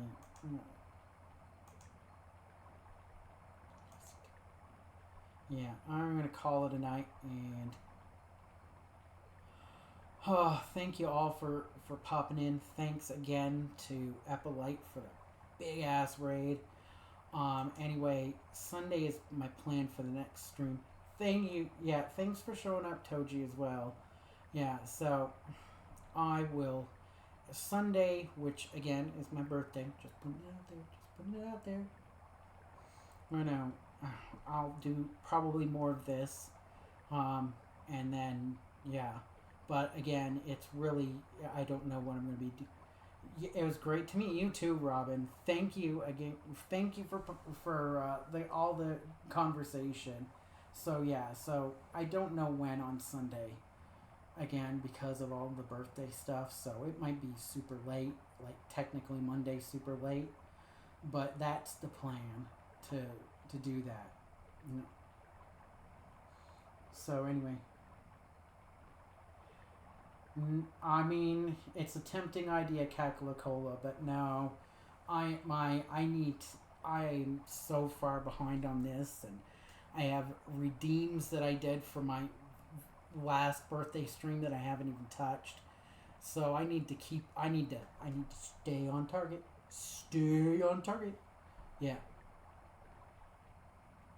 Yeah. Robin, it's dong dong never die. Kakalakola is one of the. I mean, it is a game that you need to see. I am suggesting that you. Kakalakola plays it quite frequently, so yeah. But anyway, I will see you all on the next one. Y'all have a good morning, night, and everything. And stay safe. You know, all that fun stuff. Later, everybody.